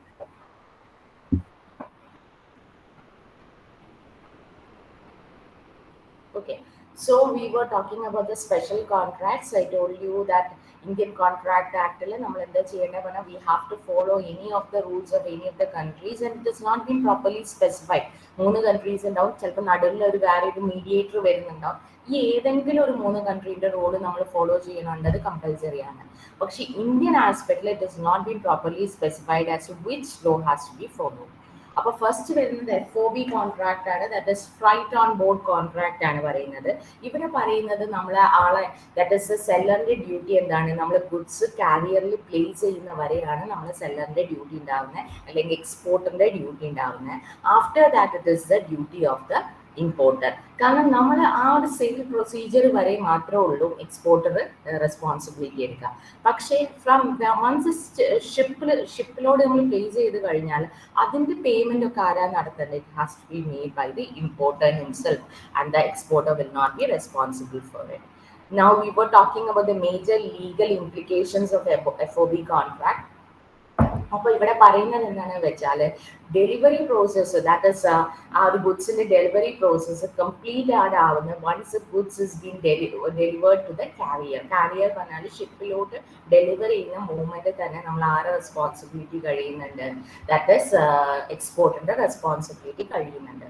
This means that delivery to the carrier operates as a delivery to the buyer unless the seller has reserved the right to dispose of the goods. ചില കേസസിൽ അവർ തമ്മിലൊരു കോൺട്രാക്റ്റിലോട്ട് enter ചെയ്തിട്ടുണ്ടാവും, it selling which states that the exporter will take up the responsibility until the product reaches the buyer. അങ്ങനെ പറയുകയാണെങ്കിൽ well and fine, there is no issues. എല്ലാത്ത കേസസിലൊക്കെ it is the responsibility of the seller or the exporter completes or gets completed once the goods is delivered to the carrier. The next one is price in FOB contract covers all expenses up to loading of goods on carrier. All costs subsequent to the point will be borne by the buyer's account. അപ്പോൾ FOB contract എല്ലാ എക്സ്പെൻസസും എല്ലാ expenses loading of the goods വരെ ആര് ചെയ്ത് കൊടുക്കും? ഈ exporter ചെയ്ത് കൊടുക്കും. അത് കഴിഞ്ഞിട്ടുണ്ട് പേയ്മെന്റ് ഓഫ് ദ ഷിപ്പ്, ബാക്കി എല്ലാ കാര്യങ്ങളും ആര് മീറ്റ് ചെയ്യണം? ബയർ മീറ്റ് ചെയ്യണം പറയുന്നത്. നെക്സ്റ്റ് പറയുന്നത് it is risk in the goods passes from the seller to the buyer at the same time when the delivery is complete. നമ്മൾ ഷിപ്പിൽ പ്ലേസ് ചെയ്ത് കഴിഞ്ഞാൽ തന്നെ, കാരിയറിൽ പ്ലേസ് ചെയ്ത് കഴിഞ്ഞാൽ തന്നെ റിസ്ക് ഓഫ് ദ ഗുഡ്സ് ആരെ മേത്തോട്ടാണ് പാസ് ചെയ്യുന്നത്? It gets passed on to the seller of the goods, sorry buyer of the goods, not seller. Any doubts?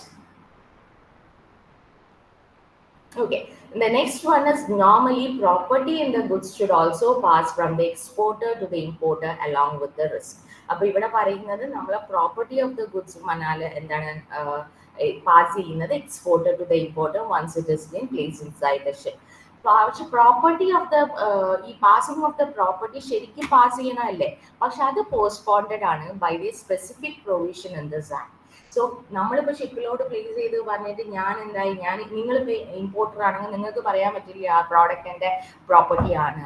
Only after you make the payments, you will be the owner of that concerned property. And it is said that the payments fall due when delivery is completed. It is generally stipulated that the property will pass only when the buyer fulfills his contractual obligation under the relevant terms. That is acceptance of bill of exchange submitted along with bill of lading and air bills. ഇപ്പോൾ bill of exchange, bill of lading, air bills ഒക്കെ നമ്മൾ കൂടുതൽ ക്ലാസ്സസിൽ കാണുന്നുണ്ടാവും. അപ്പം ഇവിടെ നമ്മൾ payment കഴിഞ്ഞാൽ മാത്രമേ ഉള്ളൂ നമുക്ക് എന്ത് പറയാൻ പറ്റാതെ property is been pass, property the right of the property is pass from the pass to the buyer from the seller.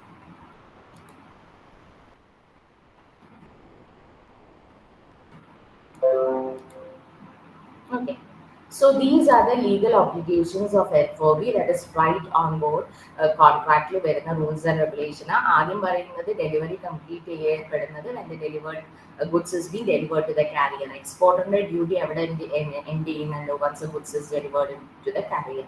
Next പറയുന്ന price in FOB contract covers all expenses ആണ്. Loading of the goods to the ship വരേണ്ട expenses ഈ FOB കോൺട്രാക്റ്റിൽ തന്നെ വരുന്നുണ്ട്.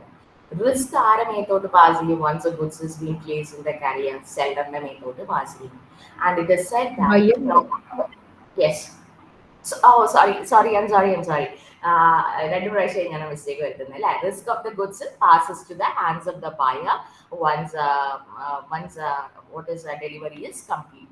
And next പറയുന്നത് പറഞ്ഞാൽ normally the property of the goods ശരിക്കും പാസ് ചെയ്യണം, പക്ഷേ അതൊരു സ്പെഷ്യൽ റൂൾ പ്രകാരം special provision of the contract പ്രകാരം കുറച്ചും കൂടെ എക്സ്റ്റെൻഡഡ് ആണ്. And it is said that payments due fall when the delivery is complete. നമ്മൾ പേയ്മെന്റ് ചെയ്യേണ്ടത് ഡെലിവറി കംപ്ലീറ്റ് ആയി കഴിഞ്ഞാലാണ്. നമുക്ക് ഡെലിവറി കംപ്ലീറ്റ് ചെയ്ത് കഴിഞ്ഞാലാണ് നമ്മൾ for example once they accept the bill of exchange അല്ലെങ്കിൽ ബിൽ ഓഫ് ലേഡിങ് അല്ലെങ്കിൽ എയർ ബിൽ ആക്സെപ്റ്റ് ചെയ്ത് കഴിഞ്ഞാൽ what will happen is that the ownership of the property transfers from the buyer to the seller. Now the next slide is dealing with the practical point of view. നമുക്കറിയാം FOB contract ആണ് കൂടുതൽ simple. എങ്ങനെ? കാരണം FOB കോൺട്രാക്റ്റിൽ നമ്മൾ കാരിയറിലോട്ട് that is ഷിപ്പിലോട്ട് place ചെയ്ത് കഴിഞ്ഞാൽ the responsibility of the exporter is ending. പക്ഷേ ഇവിടെ പറയുന്നത് why this FOB contract is convenient ആണ് നമ്മൾ നോക്കാൻ പോകുന്നത്. Because when the space is not available in the ship, exporter will be unable to export the goods. കാരണം നമുക്കറിയാം there is tremendous number of export that is taking place each and every day, and you have to ensure that you're properly booking your slot to get your product exported from one place to another. And ഇപ്പം exporter അത് time ആയിട്ട് exporter book ചെയ്ത് കഴിഞ്ഞിട്ടില്ലെങ്കിൽ obviously not be able to export the goods from India to other country. പക്ഷെ FOB കോൺട്രാക്റ്റിൽ reservation of ship പറഞ്ഞാൽ duty of the exporter അല്ല, it is a duty of the importer. അപ്പം എന്തെങ്കിലും fault വന്നു കഴിഞ്ഞാൽ it is a fault of the buyer. ബയറിന് പിന്നെ പറയാൻ പറ്റില്ല yes it was your duty to export, it was your duty to arrange the ship. In FOB കോൺട്രാക്റ്റിൽ പറയുന്നത് എന്താണെന്ന് വെച്ചാൽ arranging the ship or booking the slot inside a carrier is the duty of the buyer. അങ്ങനത്തെ ആസ്പെക്റ്റിൽ നോക്കുമ്പോൾ നമ്മൾ exporter കുറച്ചും കൂടെ safe പൊസിഷനിലല്ലേ ഇരിക്കുന്നത്, കാരണം you don't have the responsibility of reserving the ship. When in FOB contract, risks associated with freight escalation have to be borne by the importer. Freight escalation means if any changes are brought in with regard to the any laws that has been existence with regard to any agreements that is existence, what you have to do, it is the importer that have to bear the expenses or the risk that has been associated with it. അപ്പം നമ്മൾ എന്തെങ്കിലും ഇപ്പം എഗ്രിമെന്റിൽ എന്തെങ്കിലും അൺഫോഴ്സീൻ റീസൺസിനെ കൊണ്ട് നമ്മൾ എന്തെങ്കിലും changes കൊണ്ടുവരികയാണെങ്കിൽ അത് ആരൊക്കെ ഇൻകർ ചെയ്യണമാണ് പറയുന്നത്? ഇമ്പോർട്ടർ ആ റിസ്ക് ഇൻകർ ചെയ്യണം. ഈ രണ്ട് ആസ്പെക്ട്സ് നോക്കുമ്പോഴും നമ്മൾ എക്സ്പോർട്ടേഴ്സിന് FOB കോൺട്രാക്ട് നല്ലതാണ്. കാരണം ഇവിടെ എന്താണ് പറയുന്നത് പറഞ്ഞാൽ നമ്മൾ എക്സ്പോർട്ട് ചെയ്യുന്ന ഷിപ്പ് അറേഞ്ച് ചെയ്യേണ്ടത് ആരുടെ ഡ്യൂട്ടിയാണ്? ഇമ്പോർട്ടറിന്റെ ഡ്യൂട്ടിയാണ്. അതേപോലെ എന്തെങ്കിലും ഒരു എക്സ്കലേഷൻ വന്നു കഴിഞ്ഞാൽ എഗ്രിമെന്റിൽ അതിന്റെ റിസ്ക്കും ഇൻകർ ചെയ്യേണ്ടത് ഇമ്പോർട്ടറാണ്. അപ്പൊ ഇവിടെ പറയുന്നത് even FOB is easier for the എക്സ്പോർട്ടറിന് അത് നല്ലതാണെങ്കിൽ നമ്മളെ കൺട്രി ആസ്പെക്റ്റിൽ when you look from the point of view as in India as a whole, it is not that good. The reason is that FOB contract importer നമ്മൾ ഇന്ത്യയിൽ നിന്ന് ഇപ്പം for example you are exporting to അമേരിക്കയിലോട്ട് export ചെയ്യുകയാണെങ്കിൽ അമേരിക്കക്കാർ എന്താ ചെയ്യുക? They will be arranging shipping and insurance will be given to their country. ഇല്ല, നമ്മളെ കൺട്രിയിലെ ഷിപ്പിംഗ് പ്രോസ്പെർ ചെയ്യാൻ പോകുന്നില്ല, നമ്മളെ കൺട്രിയിലെ ഇൻഷുറൻസ് സെക്ടർ പ്രോസ്പെർ ചെയ്യാൻ പോകുന്നില്ല. So one of the problem of FOB contract is the importer will organize both shipping and insurance. He will give the business to a local firm in his country. As a result, Indian shipping airlines and insurance companies stand to lose from this particular business. അതുകൊണ്ടാണ് നമ്മൾ FOB contract is not that very much good from the point of view of our country as a whole പറയുന്നത്. പക്ഷേ from the point of view of an exporter, we can say that FOB contract is really good. Now we'll see what is a CIF contract. CIF contract, that is the exporter is taking up the responsibility over here.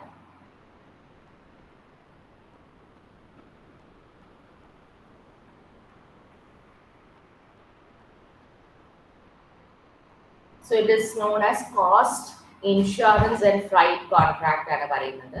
The exporter undertakes the responsibility of contracting the shipping space and also getting the insurance coverage. അപ്പോൾ കോസ്റ്റും ഇൻഷുറൻസും ഫ്ലൈറ്റും ആരാ responsibility എടുക്കുന്നത്? It is the responsibility of the exporter. These responsibility are in addition to what he does under FOB. FOB കോൺട്രാക്റ്റിൽ ചെയ്യേണ്ട കാര്യങ്ങൾ നമ്മൾ അവിടെ തന്നെ ചെയ്യണം. എല്ലാ കാര്യങ്ങളും that is ഷിപ്പിൽ പ്ലേസ് ചെയ്യുന്ന duty but it is completely the duty of the exporter.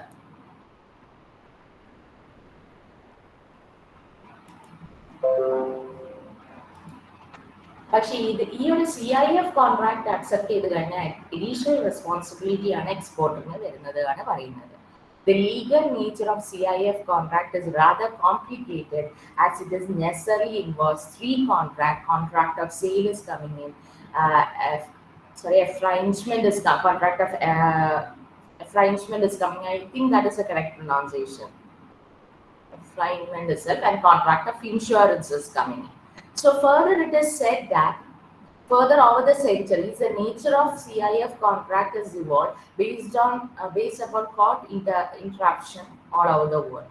One of the objectives of CIF contract is to facilitate resale of the goods while on transit on the basis of shipping document, and the shipping document represents the title of goods, and therefore physical transfer of goods is not required for trading purposes. It is therefore said that CIF contract is not sale of goods themselves, but sale of document relating to the goods. The right of the buyer is to, under the CIF contract, right of buyer is to have the shipping document and not the goods. The seller can claim payment only by tendering the relevant shipping documents. ഈ CIF കോൺട്രാക്റ്റിൽ നമ്മൾ എന്താ ചെയ്യുന്നത് പറഞ്ഞാൽ exporter additional responsibility എടുക്കുകയാണ് ഞാൻ പറഞ്ഞിരിക്കുന്നത്. എന്തൊക്കെ FOB കോൺട്രാക്റ്റിൽ incur ചെയ്യുന്നുണ്ട് അതിൻ്റെ കൂടെ തന്നെ you have to take up the responsibility of cost, you have to take up the responsibility of insurance, you have to take up the responsibility of freight also. അപ്പം ഇതിൻ്റെ ഒരു മെയിൻ ബെനിഫിറ്റ് പറഞ്ഞാൽ control നമ്മൾ ship delivered ആവുന്ന വരെ, that is even once the goods is be transported in the ship to the other country, the right remains with the complete control remains with exporter himself. ഇവിടെ എക്സ്പോർട്ടറിന് ഇപ്പം എന്തെങ്കിലും ആ സെയിലിൻ്റെ ടൈമിൽ എന്തെങ്കിലും ഒരു പ്രശ്നം വന്നു, there is any dispute that is coming in between the exporter and importer, അപ്പോൾ തന്നെ ഈ എക്സ്പോർട്ടറിന് എന്ത് ചെയ്യുക, they can resell the product to some other persons. Trade cancel ആവുക കണ്ടാൽ they don't have to bring back the products. So that is not possible in FOB contract. FOB contract എന്തെങ്കിലും പ്രശ്നം വന്നു കഴിഞ്ഞാൽ you have to bring back the product. പക്ഷേ product തിരിച്ചെത്തുമ്പോഴേക്ക് ചിലപ്പോൾ എന്താണ് അത് ഡീകേ ആവാനുള്ള ചാൻസസ് ഉണ്ട്. If it is raw materials, if it is vegetables that has been exported from one country. പക്ഷേ this is not needed in CIF contract because in CIF contract the complete power is still remaining with the exporter itself. And if any problems comes in or creeps in between, the physical transfer of goods is not required. അവർ പറയുകയാണെങ്കിൽ നമുക്ക് എന്ത് ചെയ്യാം, നമുക്ക് goods വേറെ ഒരാൾക്ക് transfer ചെയ്യാം, വേറെ ഒരു കൺട്രി ചൈനയ്ക്ക് വേണമെങ്കിൽ സെയിൽ ചെയ്യാം in between the sale itself. That is A benefit of CIF contract. ഇവിടെ പറയുന്നത് റൈറ്റ് ഓഫ് ദ ബയർ പറഞ്ഞാൽ ഇവിടെ has in CIF contract under the CIF contract, right of the buyer is having shipping document and not goods. Shipping documents അവരുടെ കൈമലുണ്ട് ആണ്, പക്ഷെ അവരുടെ goods ഒട്ടും അവരുടെ കൈമലോട്ട് എന്താണ് വരുന്നത്, ആ CIF കോൺട്രാക്റ്റിൽ ബയറിന്റെ കൈമലോട്ട് വരുന്നില്ല. Next is frustrations of contract. We'll understand what is the meaning of frustration of contract. And frustration of contract is known by 3 different names in 3 different countries. It is known as force majeure in civil law countries, and it is also known as relief in East European countries and Russia. In East European countries and Russia. ഈ 3 countries different name frustration of contract. That is frustration of contract, same thing ആണ്, പക്ഷെ they have got different terms that is representing frustration of contract. But it is said that there are several factors beyond the control of parties to a contract which make the performance of the contract obligation impossible. നമുക്കറിയാം ഇപ്പം നമ്മൾ എത്രമാത്രം contract നന്നായി run ചെയ്ത് പോകണമെന്ന് വിചാരിച്ചാലും there are certain reasons that will stop us from transmitting the goods from one country to another. For example, if the flood is coming in, flood വരിക, അല്ലെങ്കിൽ civil disturbances, civil wars വരിക, fire in a factory, അപ്പം ഈ കാര്യങ്ങളൊക്കെ these things are beyond the control of a particular party. അപ്പം അങ്ങനത്തെ കാര്യത്തിനെയാണ് നമ്മൾ ഫ്രസ്ട്രേഷൻസ് ഓഫ് കോൺട്രാക്ട് പറയുക. ആൻഡ് UK ആൻഡ് കോമൺവെൽത്ത് കൺട്രീസിൽ it is use as frustration of contract. ഈ ടേമിന് ഫ്രസ്ട്രേഷൻ ഓഫ് കോൺട്രാക്ട് ആണ് പറയുന്നത്. മറ്റേ ഒരു വേറെ സിവിൽ ലോ കൺട്രീസിൽ അതിന് എന്താണ് പറയുന്നത്, ഫോഴ്സ് മെജൂർ ആണ് പറയുന്നത്. And the term that has been used in Russia and Eastern Europe countries is relief. അപ്പോൾ മനസ്സിലായല്ലോ what is frustration? Those actors which are beyond the control of a particular party, we cannot do anything in order to ensure that this particular problems don't arise. Then a civil war is beyond our control of the exporter. Like a flood is beyond the control of the exporter. Fire of a factory is beyond the control of the exporter. These are frustrations of control. I hope you understood the term frustration of control. Frustration of contract. Clear idea? Yes. Students? Yes, ma'am. Okay. Next one is methods of dispute settlement. നമ്മൾ എങ്ങനെയൊക്കെയാണ് disputes സെറ്റിൽ ചെയ്യുക? You know that നമ്മൾ രണ്ട് countries തമ്മിൽ trade നടക്കുമ്പോൾ there will be so much of disputes that is arising. എന്ത് type disputes ആണ് arise ചെയ്യാൻ പോകുന്നത് ആദ്യം തന്നെ നമുക്ക് പ്രെഡിക്റ്റ് ചെയ്യാൻ പറ്റില്ല. Disputes may relate to quality. ഇപ്പം നമ്മൾ ഈ ആൾക്കാർ ദാറ്റ് ഈസ് ഇമ്പോർട്ടേഴ്സ് പ്രോഡക്റ്റ് കാണുന്നത് അത് എല്ലാം ഓൺലൈനിലായിരിക്കും അതുവരെ കണ്ടിട്ടുണ്ടാവുക. They will be able to only inspect the product when they reaches that concern ഇമ്പോർട്ടറിന്റെ അടുത്ത് എത്തിക്കഴിഞ്ഞാൽ മാത്രമേ ഉള്ളൂ ആ ഗുഡ്സ് നമുക്ക് കാണാൻ പറ്റുക. നമ്മളിപ്പോൾ ഓൺലൈനിൽ പർച്ചേസ് നടത്തുന്ന ടൈമിൽ നമ്മൾ റിവ്യൂസ് വായിക്കുന്നുണ്ട്. You are understanding the various drawbacks of the product, you are understanding the various benefits of the product. പക്ഷെ അത് ഫിസിക്കലി നമുക്ക് എക്സാമിൻ ചെയ്യാൻ പറ്റുള്ളൂ എന്ന് ഓൺലൈൻ ഡെലിവറി നടന്നു കഴിഞ്ഞാലുള്ളൂ നമുക്കത് ചെയ്യാൻ പറ്റുക. അപ്പം നമ്മൾ എക്സ്പെക്ട് ചെയ്ത ക്വാളിറ്റി ചിലപ്പോൾ ആ പ്രോഡക്ട്സിന് ഉണ്ടാവില്ല. അപ്പൊ അങ്ങനത്തെ കേസസിൽ ഇവിടെ പറയുന്നത് എന്താണെന്ന് വെച്ചാൽ similarly for an importer they inspect the goods and they find that the quality is not up to the grade. നമുക്ക് എന്ത് ചെയ്യാൻ വരും? ഡിസ്പ്യൂട്ട്സ് ഉണ്ടാവാനുള്ള ചാൻസസ് ഉണ്ട്. അപ്പം ഈ നമ്മൾ ആ ക്വാളിറ്റി ആ ഗുഡ്സ് ഇൻസ്പെക്ട് ചെയ്യുന്നുണ്ട്. That is once the goods reaches the importer he be making of the payment. Buyer അപ്പം തന്നെ പേയ്മെന്റ് നടത്തിയിട്ടുണ്ടാവും. അപ്പൊ ആ ടൈമിനുള്ളിൽ അയാൾ ചില ടൈമിൽ എന്താ ചെയ്തു? ഗുഡ്സിന്റെ പൈസ പേ ചെയ്തിട്ടുണ്ടാവും എക്സ്പോർട്ടറിന്. Therefore, if on inspection of goods are found to be not as per the contract term, he will reject the consignment and sue for the damage. അങ്ങനത്തെ കേസസിൽ അവരെന്ത് ചെയ്യും? പേയ്മെന്റ് നടത്തി കഴിഞ്ഞാലും അവർ പിന്നെ എന്ത് പറയും? ഇപ്പൊ നമ്മൾ ഓൺലൈനിൽ പർച്ചേസ് ചെയ്യുമ്പോൾ നമ്മൾ പറയാറില്ലേ നമ്മൾ ക്വാളിറ്റി വേണ്ട, you have to take out certain goods. പക്ഷെ ചില ഗുഡ്സിന്റെ മുകളിൽ ആദ്യം അവർ സ്പെസിഫൈ ചെയ്ത് no return policies is allowed. അങ്ങനത്തെ ഡാമേജസ് വന്നാൽ we have to incur the losses. അപ്പൊ that is a problem for the importer. അപ്പം വലിയ വലിയ അസൈൻമെന്റ്സിന്റെ ടൈമിലൊക്കെ നമുക്ക് എന്തെങ്കിലും ക്വാളിറ്റി ഡാമേജസ് വന്നു കഴിഞ്ഞാൽ നോക്കി കഴിയുമ്പോൾ അവർക്ക് മനസ്സിലാവും the good is not as per the standard and they will reject and sometimes they will come into disputes. Other causes for disputes is failure of ship on time, refusal to ship because of the change in the market condition, government regulations restricting exports, etc. ഈ കാരണം കൊണ്ടൊക്കെ തന്നെ എന്ത് വരാനുള്ള chances ഉണ്ട്? നമുക്ക് disputes വരാനുള്ള chances ഉണ്ട്. അപ്പൊ ഇവിടെ പറയുന്നത് ഡിസ്പ്യൂട്ട്സ് വരാനുള്ള you can just tell me. നിങ്ങൾ അവിടെ തന്നെ ഉണ്ട് എന്ന് ഞാൻ വിശ്വസിക്കുന്നു. Can you tell me what is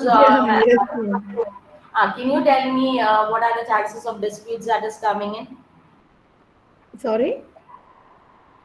Why? I mean, what are the various chances why disputes will come in? Especially based on the quality. Yes. It can be based on the quality, then it can be based on the failure of shipment time. Okay. A refusal to ship because of the changes in the market condition, as well as government regulations restricting. You are able to follow Malayalam too, right? Yeah, sure. Okay. If there is any individual who is having difficulty in following the Malayalam, then I'll ensure that I take out the complete class in English. I am of the belief that you people are people of Malayalis and the belief I'm taking in Malayalam and English together. Okay. So if anyone is having any particular difficulty, please do that. So, Namaka, yes, very good. You've given me a proper answer with regard to the dispute settlement. And actually, we do not know in what aspects the disputes will come in. കാരണം ചില ടൈമിൽ ship refuse ചെയ്യും അവരെ goods അങ്ങോട്ട് export ചെയ്യാൻ വേണ്ടി because of the changes in the market condition അല്ലെങ്കിൽ government regulations will restrict exports. So it is said that there are two well recognized methods for settling of the disputes. One is litigation and other one is arbitration. Litigation is not suitable for settlement of trade disputes due to time-consuming process, high cost, and uncertainty of final decision. രണ്ട് മെത്തേഡിൽ നമുക്ക് disputes follow ചെയ്യാം. One is litigation പറഞ്ഞാൽ നമ്മൾ court സെറ്റിൽമെന്റിന് പോവാം. That is you are following out the process of taking legal action is known as litigation. Arbitration manna out of the way settlement. That is, you are not going into the court, but with the help of a third party, you are trying to get your problem solved. It is known as arbitration. അപ്പോൾ ഇവിടെ പറയുന്നത് നമുക്ക് രണ്ട് വിധത്തിൽ disputes solve ചെയ്യാനാണ് പറയുന്നത്. And the basic limitations of litigation is കാരണം കോർട്ടിലോട്ട് പോയി കഴിഞ്ഞാൽ ഇതിന്റെ പ്രോസസ്സ് നമുക്കറിയാം ഇറ്റ് ഇസ് വെരി സ്ലോ അല്ലേ. പെട്ടെന്നൊന്നും അവിടെ പോയ കാര്യങ്ങൾ നടക്കില്ല. എല്ലാം നമ്മൾ കേസ് എടുക്കേണ്ട ടൈം ആയി കഴിഞ്ഞാൽ മാത്രമേ ഉള്ളൂ നമ്മൾ കേസ് എടുക്കുക. അത് ടൈം കൺസ്യൂമിങ്ങും ആണ്. കുറെ ഫോർമാലിറ്റീസ് ഫോളോ ചെയ്യേണ്ടി വരും. പിന്നെ unavoidable necessity of expert witness ആവശ്യമുണ്ട് നമുക്ക് കോർട്ടിൽ പോയി കഴിഞ്ഞാൽ. Everything പ്രൂഫിന്റെ മേലിലാണ്. Any inconveniences of the parties. You have to very often come to a particular country and you have to visit the court very often. So that is an inconvenience. Then adverse public image. കാരണം companies തമ്മിൽ ഒരു ലിറ്റിഗേഷനിലോട്ട് വന്നു കഴിഞ്ഞാൽ നമ്മൾ കോർട്ടിൽ അറിഞ്ഞു കഴിഞ്ഞാൽ sometimes it will come in news and what will happen is that your public image will be affected.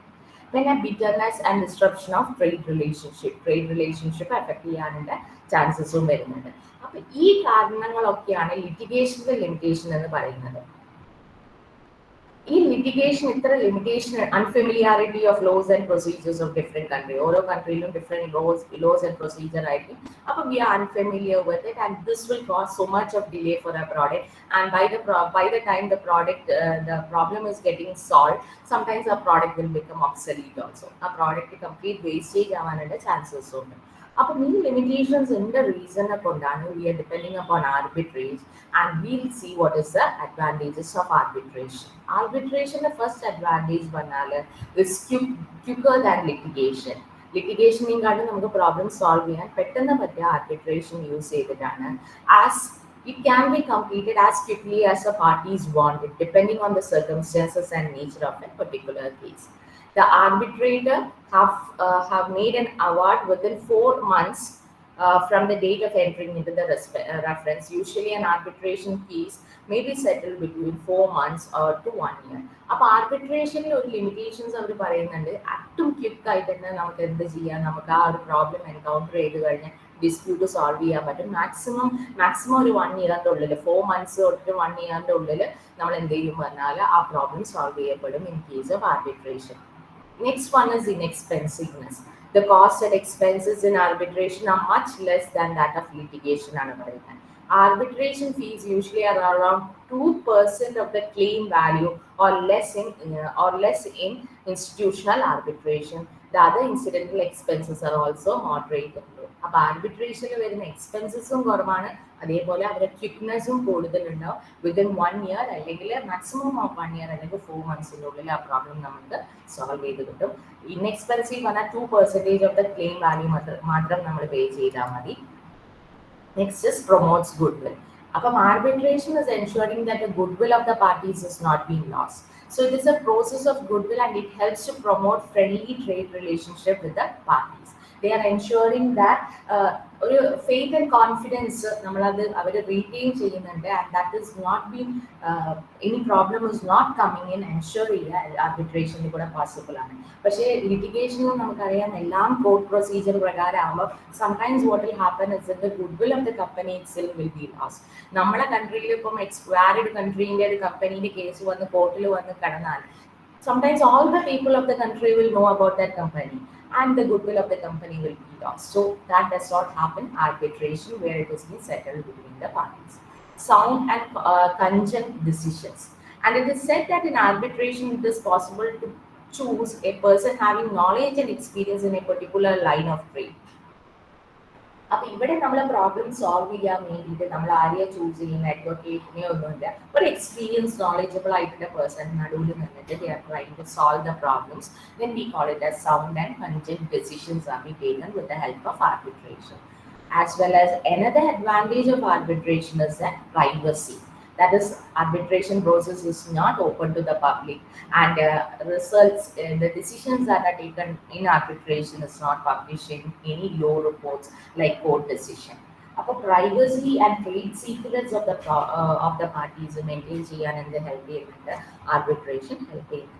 So I told you disputes will come in, and disputes രണ്ട് വിധത്തിൽ സോൾവ് ചെയ്യുക. One is with the help of litigation, another one is with the help of arbitration. ലിറ്റിഗേഷൻ്റെ major problem എന്നാൽ അത് time consuming ആണ്, കുറേ formalities follow ചെയ്യും. You are unfamiliar with the laws and procedures of different countries. പിന്നെ relationship affected ആവാനുള്ള chances ഉണ്ട്, public image affected ആവാനുള്ള ചാൻസസ് ഉണ്ട്. അപ്പം ഇതൊക്കെ ഈ കാരണം കൊണ്ടൊക്കെയാണ് നമ്മൾ എന്തിനെ എൻകറേജ് ചെയ്യുന്നത്, ആർബിട്രേഷൻ എൻകറേജ് ചെയ്യുന്നത്. ആർബിട്രേഷൻ അഡ്വാൻറ്റേജസ് പറഞ്ഞാൽ ക്വിക്നെസ് ഉണ്ടാവും, ഇൻഎക്സ്പെൻസീവ് ആണ്, goodwill ensuring, they are ensuring that the faith and confidence between the two countries is not being affected.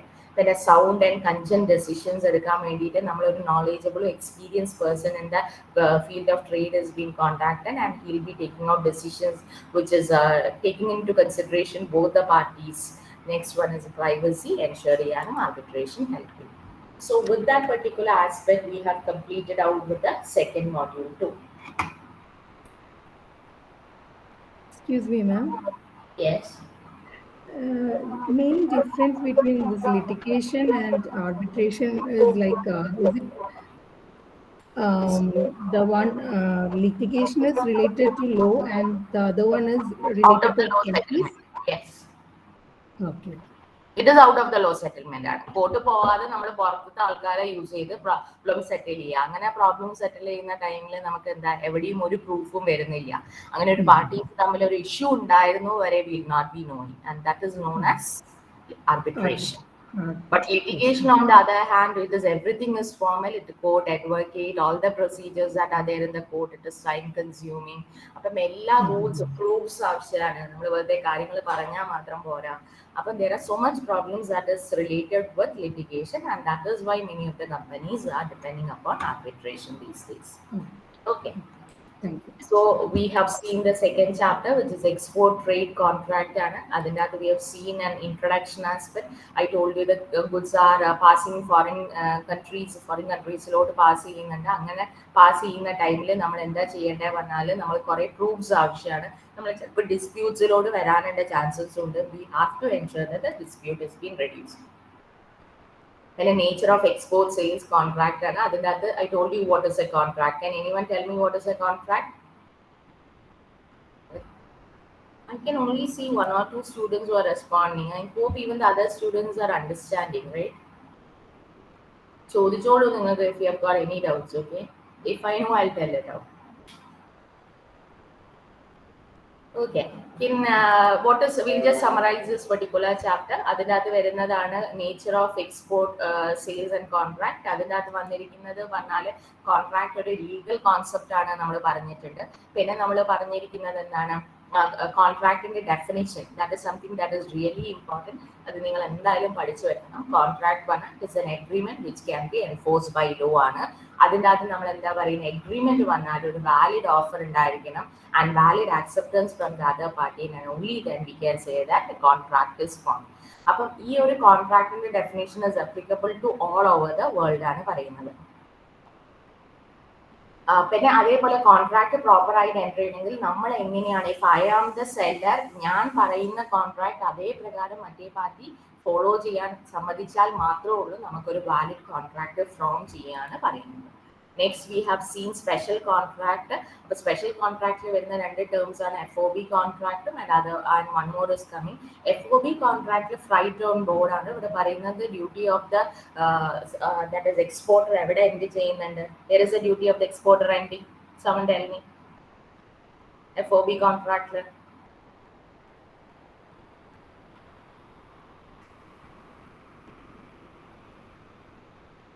Hello? Yeah. Where is the duty of the exporter ending? FOB contract level end ചെയ്യും. When the shipment is like, when it is taken over to the ship or Yes, the carrier. once you place the goods in the ship, the duty of the exporter is over. That is അത് കഴിഞ്ഞിട്ടുണ്ട് എല്ലാ എക്സ്പെൻസസും ആര് meet ചെയ്യണം പറയുന്നത് ഇമ്പോർട്ടറിന്റെ responsibility ആണ് പറയുന്നത്. That is FOB contract. പിന്നെ പറയുന്നത് പറഞ്ഞാൽ the major the legal implications of FOB contract ഞാൻ ഇപ്പൊ നിങ്ങൾ പറഞ്ഞ പോയിന്റ് തന്നെയാണ്. that is delivery is complete once the goods is being kept in the carrier. Then a price of FOB contracts covers all expenses up to the loading of goods വരെയുള്ള എല്ലാ എക്സ്പെൻസസും ഈ FOB contract തന്നെ cover ചെയ്യുന്നുണ്ട്. When a risk in the goods passes from the seller to the buyer at the same time when the delivery is complete. That is ഷിപ്പിൽ നമ്മൾ place ചെയ്ത് കഴിഞ്ഞാൽ തന്നെ റിസ്ക് ഓഫ് ദ ഗുഡ്സ് ആരെ കൈമിലോട്ട് pass ആവുന്നുണ്ട്, it get passed on to the seller. It get passed on to the buyer. Then normally property in the goods should pass from the exporter to the importer along with the rest. But a property passing മാത്രം നമ്മൾ കുറച്ച് ടൈമിലോട്ട് extend ചെയ്തിട്ടുണ്ട്. അത് payment കഴിഞ്ഞാൽ മാത്രമുള്ള FOB കോൺട്രാക്റ്റിൽ ownership of the goods get transferred from the seller to the buyer. നമുക്ക് practical point of view നോക്കുമ്പോൾ FOB കോൺട്രാക്ട് ഭയങ്കര എളുപ്പമാണ്. The reason is that FOB കോൺട്രാക്റ്റിൽ എന്താ പറയുന്നത് വെച്ചാൽ നമുക്ക് റിസ്ക് കുറേ എക്സ്റ്റെൻഡ് വരെ റെഡ്യൂസ് ചെയ്യാൻ പറ്റും. അതേപോലെ നമ്മൾക്കിപ്പോൾ ഷിപ്പ് അറേഞ്ച് ചെയ്യാൻ പറ്റിയിട്ടില്ലെങ്കിൽ അത് ആരുടെ റെസ്പോൺസിബിലിറ്റി ആയിരിക്കും, ബയറിന്റെ റെസ്പോൺസിബിലിറ്റി ആയിരിക്കും. അതേപോലെ ഫ്ലൈറ്റ് എസ്കലേഷൻ എന്തെങ്കിലും നടന്നു കഴിഞ്ഞാൽ അതും ആരുടെ റെസ്പോൺസിബിലിറ്റി ആയിരിക്കും, ഇമ്പോർട്ടറിന്റെ റെസ്പോൺസിബിലിറ്റി ആയിരിക്കും അല്ലെങ്കിൽ ബയറിന്റെ റെസ്പോൺസിബിലിറ്റി ആയിരിക്കും. Aspects we can say that FOB contract is really beneficial for the exporter. But the exporter is beneficial for our country India it is not that beneficial. Why? Can you tell me why it is not beneficial for our country India?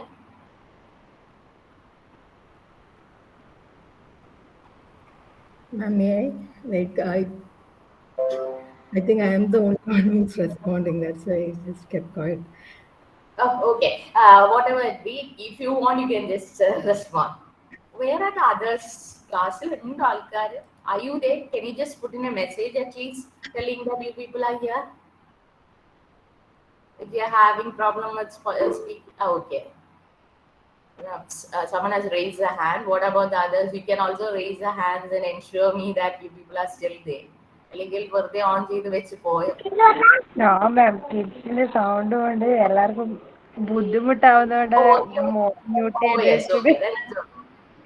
Okay, no issue. Okay, അപ്പം നമ്മൾ FOB contract എന്താണ്? ഇതിപ്പം ഇതിന്റെ answer പറഞ്ഞു. എന്തുകൊണ്ടാണ് FOB contract ഇന്ത്യക്ക് നല്ലതല്ല പറയുന്നത്? കാരണം എന്താണെന്ന് വെച്ചാൽ നമ്മളെല്ലാ ബിസിനസ്സും നമ്മളെ കൺട്രിയിലല്ലേ കൊടുക്കുന്നത്. നമ്മളിപ്പോ ഷിപ്പ് അറേഞ്ച് ചെയ്യുക അല്ലെങ്കിൽ ഇൻഷുറൻസ് കവറേജ് എടുക്കുക നമ്മളെ കൺട്രിയിൽ നിന്നാണ്. അപ്പൊ ഇവിടെ ഈ ഷിപ്പ് അറേഞ്ച്മെന്റും ഇൻഷുറൻസും ഒക്കെ ആരാ ചെയ്യുന്നത്? ഇമ്പോർട്ടർ ആണ് ചെയ്യുന്നത്. നമ്മൾ എക്സ്പോർട്ടർ ആകുമ്പോൾ നമ്മളെ കൺട്രിയിലെ ഷിപ്പിങ്ങിനും എയർലൈൻസിനും ഇൻഷുറൻസ് കമ്പനീസിനും ഒന്നും പണി കിട്ടില്ല. That is they lose the job opportunities. അതുകൊണ്ടാണ് FOB contract is not good for country as a whole, but it is good for the exporter or rather it is relax for the exporter പറയാൻ കാരണം. Next CIF contract ആണ് വരുന്നത്. CIF കോൺട്രാക്റ്റിൽ നമ്മൾ exporter എന്താണ് additional responsibility എടുക്കുകയാണ് ചെയ്യുന്നത്. ഇവിടെ cost insurance ഫ്ലൈറ്റിന്റെ റെസ്പോൺസിബിലിറ്റിയും കൂടെ ആരാ എടുക്കുന്നത്? Exporter is taking.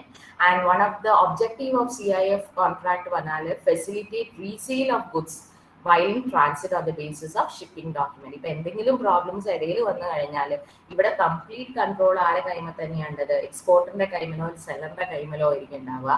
And the seller has got the complete responsibility, which means if you want to resell the goods on the way of transit, if any problems is rising, you can also do it. That is CIF contract. CIF കോൺട്രാക്റ്റിൽ ഞാൻ exporter ആണെങ്കിൽ എനിക്ക് goods അവരുടെ കൈമിൽ എത്തുന്ന വരെ എൻ്റെ complete control എൻ്റെ കൈമിൽ തന്നെ ഉണ്ടാവും. Next is frustrations of the contract. Frustrations of the contract പറഞ്ഞാൽ what is frustration of the contract? Impossible ആയിട്ടുള്ള കാര്യങ്ങളെ കൊണ്ട് നമ്മളെ കൈമിൽ നിന്ന് കാര്യങ്ങൾ വിട്ടുപോവുക. That is war, civil disturbances, flood, strike at the port ആയാൽ we cannot do anything. Exporter ആയാലും importer ആയാലും ഒന്നും ചെയ്യാൻ പറ്റില്ല. ആ ഒരു ടേമിനെയാണ് നമ്മൾ എന്ത് പറയുന്നത്? frustration of the contract പറയുന്നത്. Frustration of the contract is known in different names in different places. It is also known as force majeure, and other one it is in another country that is East Europe, Russia, it is known as relief. And the methods of dispute settlement, different methods are there for the settlement of the dispute. And two methods that is coming in, one is litigation and other one is arbitration. And we have seen what are the various limitations of litigation. At the time consuming inconvenience of parties in create public image affected chances trade relationship affected chances and you are not familiar with the rules that is existing in other countries. So all these are the basic limitations of litigation. And what we do is we don't depend upon litigation. The parties go out for arbitration process where the problems are solved outside the court. അതിൻ്റെ main advantage പറഞ്ഞാൽ ക്വിക്നെസ് ആണ്. പെട്ടെന്ന് തന്നെ നമുക്ക് problem solve ചെയ്ത് കിട്ടും. Maximum 1 year ആണ് എടുക്കുക. 4 months to 1 year ഉള്ളിൽ നമ്മൾ പ്രോബ്ലംസ് സോൾവ് ചെയ്യും. പിന്നെ നെക്സ്റ്റ് വൺ ഇസ് ഇൻഎക്സ്പെൻസീവ് ആണ്. ദാറ്റ് ഇസ് ഇൻഎക്സ്പെൻസീവ് പറയാനുള്ള കാരണം എന്നാൽ എന്താ, ഒരു 2% ഓഫ് ദ ക്ലെയിം വാല്യൂ ആണ് നമുക്ക് പേ ചെയ്യേണ്ടി വരുന്നുള്ളൂ. അതേപോലെ മോഡറേറ്റ് കോസ്റ്റോട് നമുക്ക് വരുന്നത്. പിന്നെ വരുന്നത് ഗുഡ് വിൽ പ്രൊമോട്ട് ചെയ്യും. Arbitrate is ensuring that a good will of friendship between the parties, ഒരു confidence between the parties is not lost. പിന്നെ വരുന്നത് sound and cogent decisions. That is ഇവിടെ നമ്മൾ അഡ്വക്കേറ്റിനെയോ ജഡ്ജിൻ്റെയോ ഒന്നും ആവശ്യമില്ല. You are just requiring an experience person in the field of trade who will be coming and settling all your problems. And the last one is privacy is also maintained. കാരണം ആർബിട്രേഷൻ്റെ cases എവിടെയും നമുക്ക് out ആവുന്നില്ല. that it is not coming in any newspapers, it is not coming in any disputes, and it is not open to the public as well. So with that we have completed out with the second chapter too. Okay, is that clear? I think it is almost Yes, time. 1 o'clock വരെയാണ് time. So we'll be continuing with the rest of the portion in the next class. I hope that this class is clear for you, and if you want any changes in the method, you can just tell me right now. And this may be your first time that you are attending my class. If any changes, both classes are cleared. All classes are cleared. sorry, I did not hear you. Ma'am, class clear ആണ്. ഇതുപോലെ മതി. Oh, okay, thank you so much. We'll be attending the next class. Please do attend. Okay, we'll be dealing with the continuing portions. So thank you, students. Thank you so much. Okay, ma'am. Thank you. Thank you so much, ma'am. Okay. Thank you.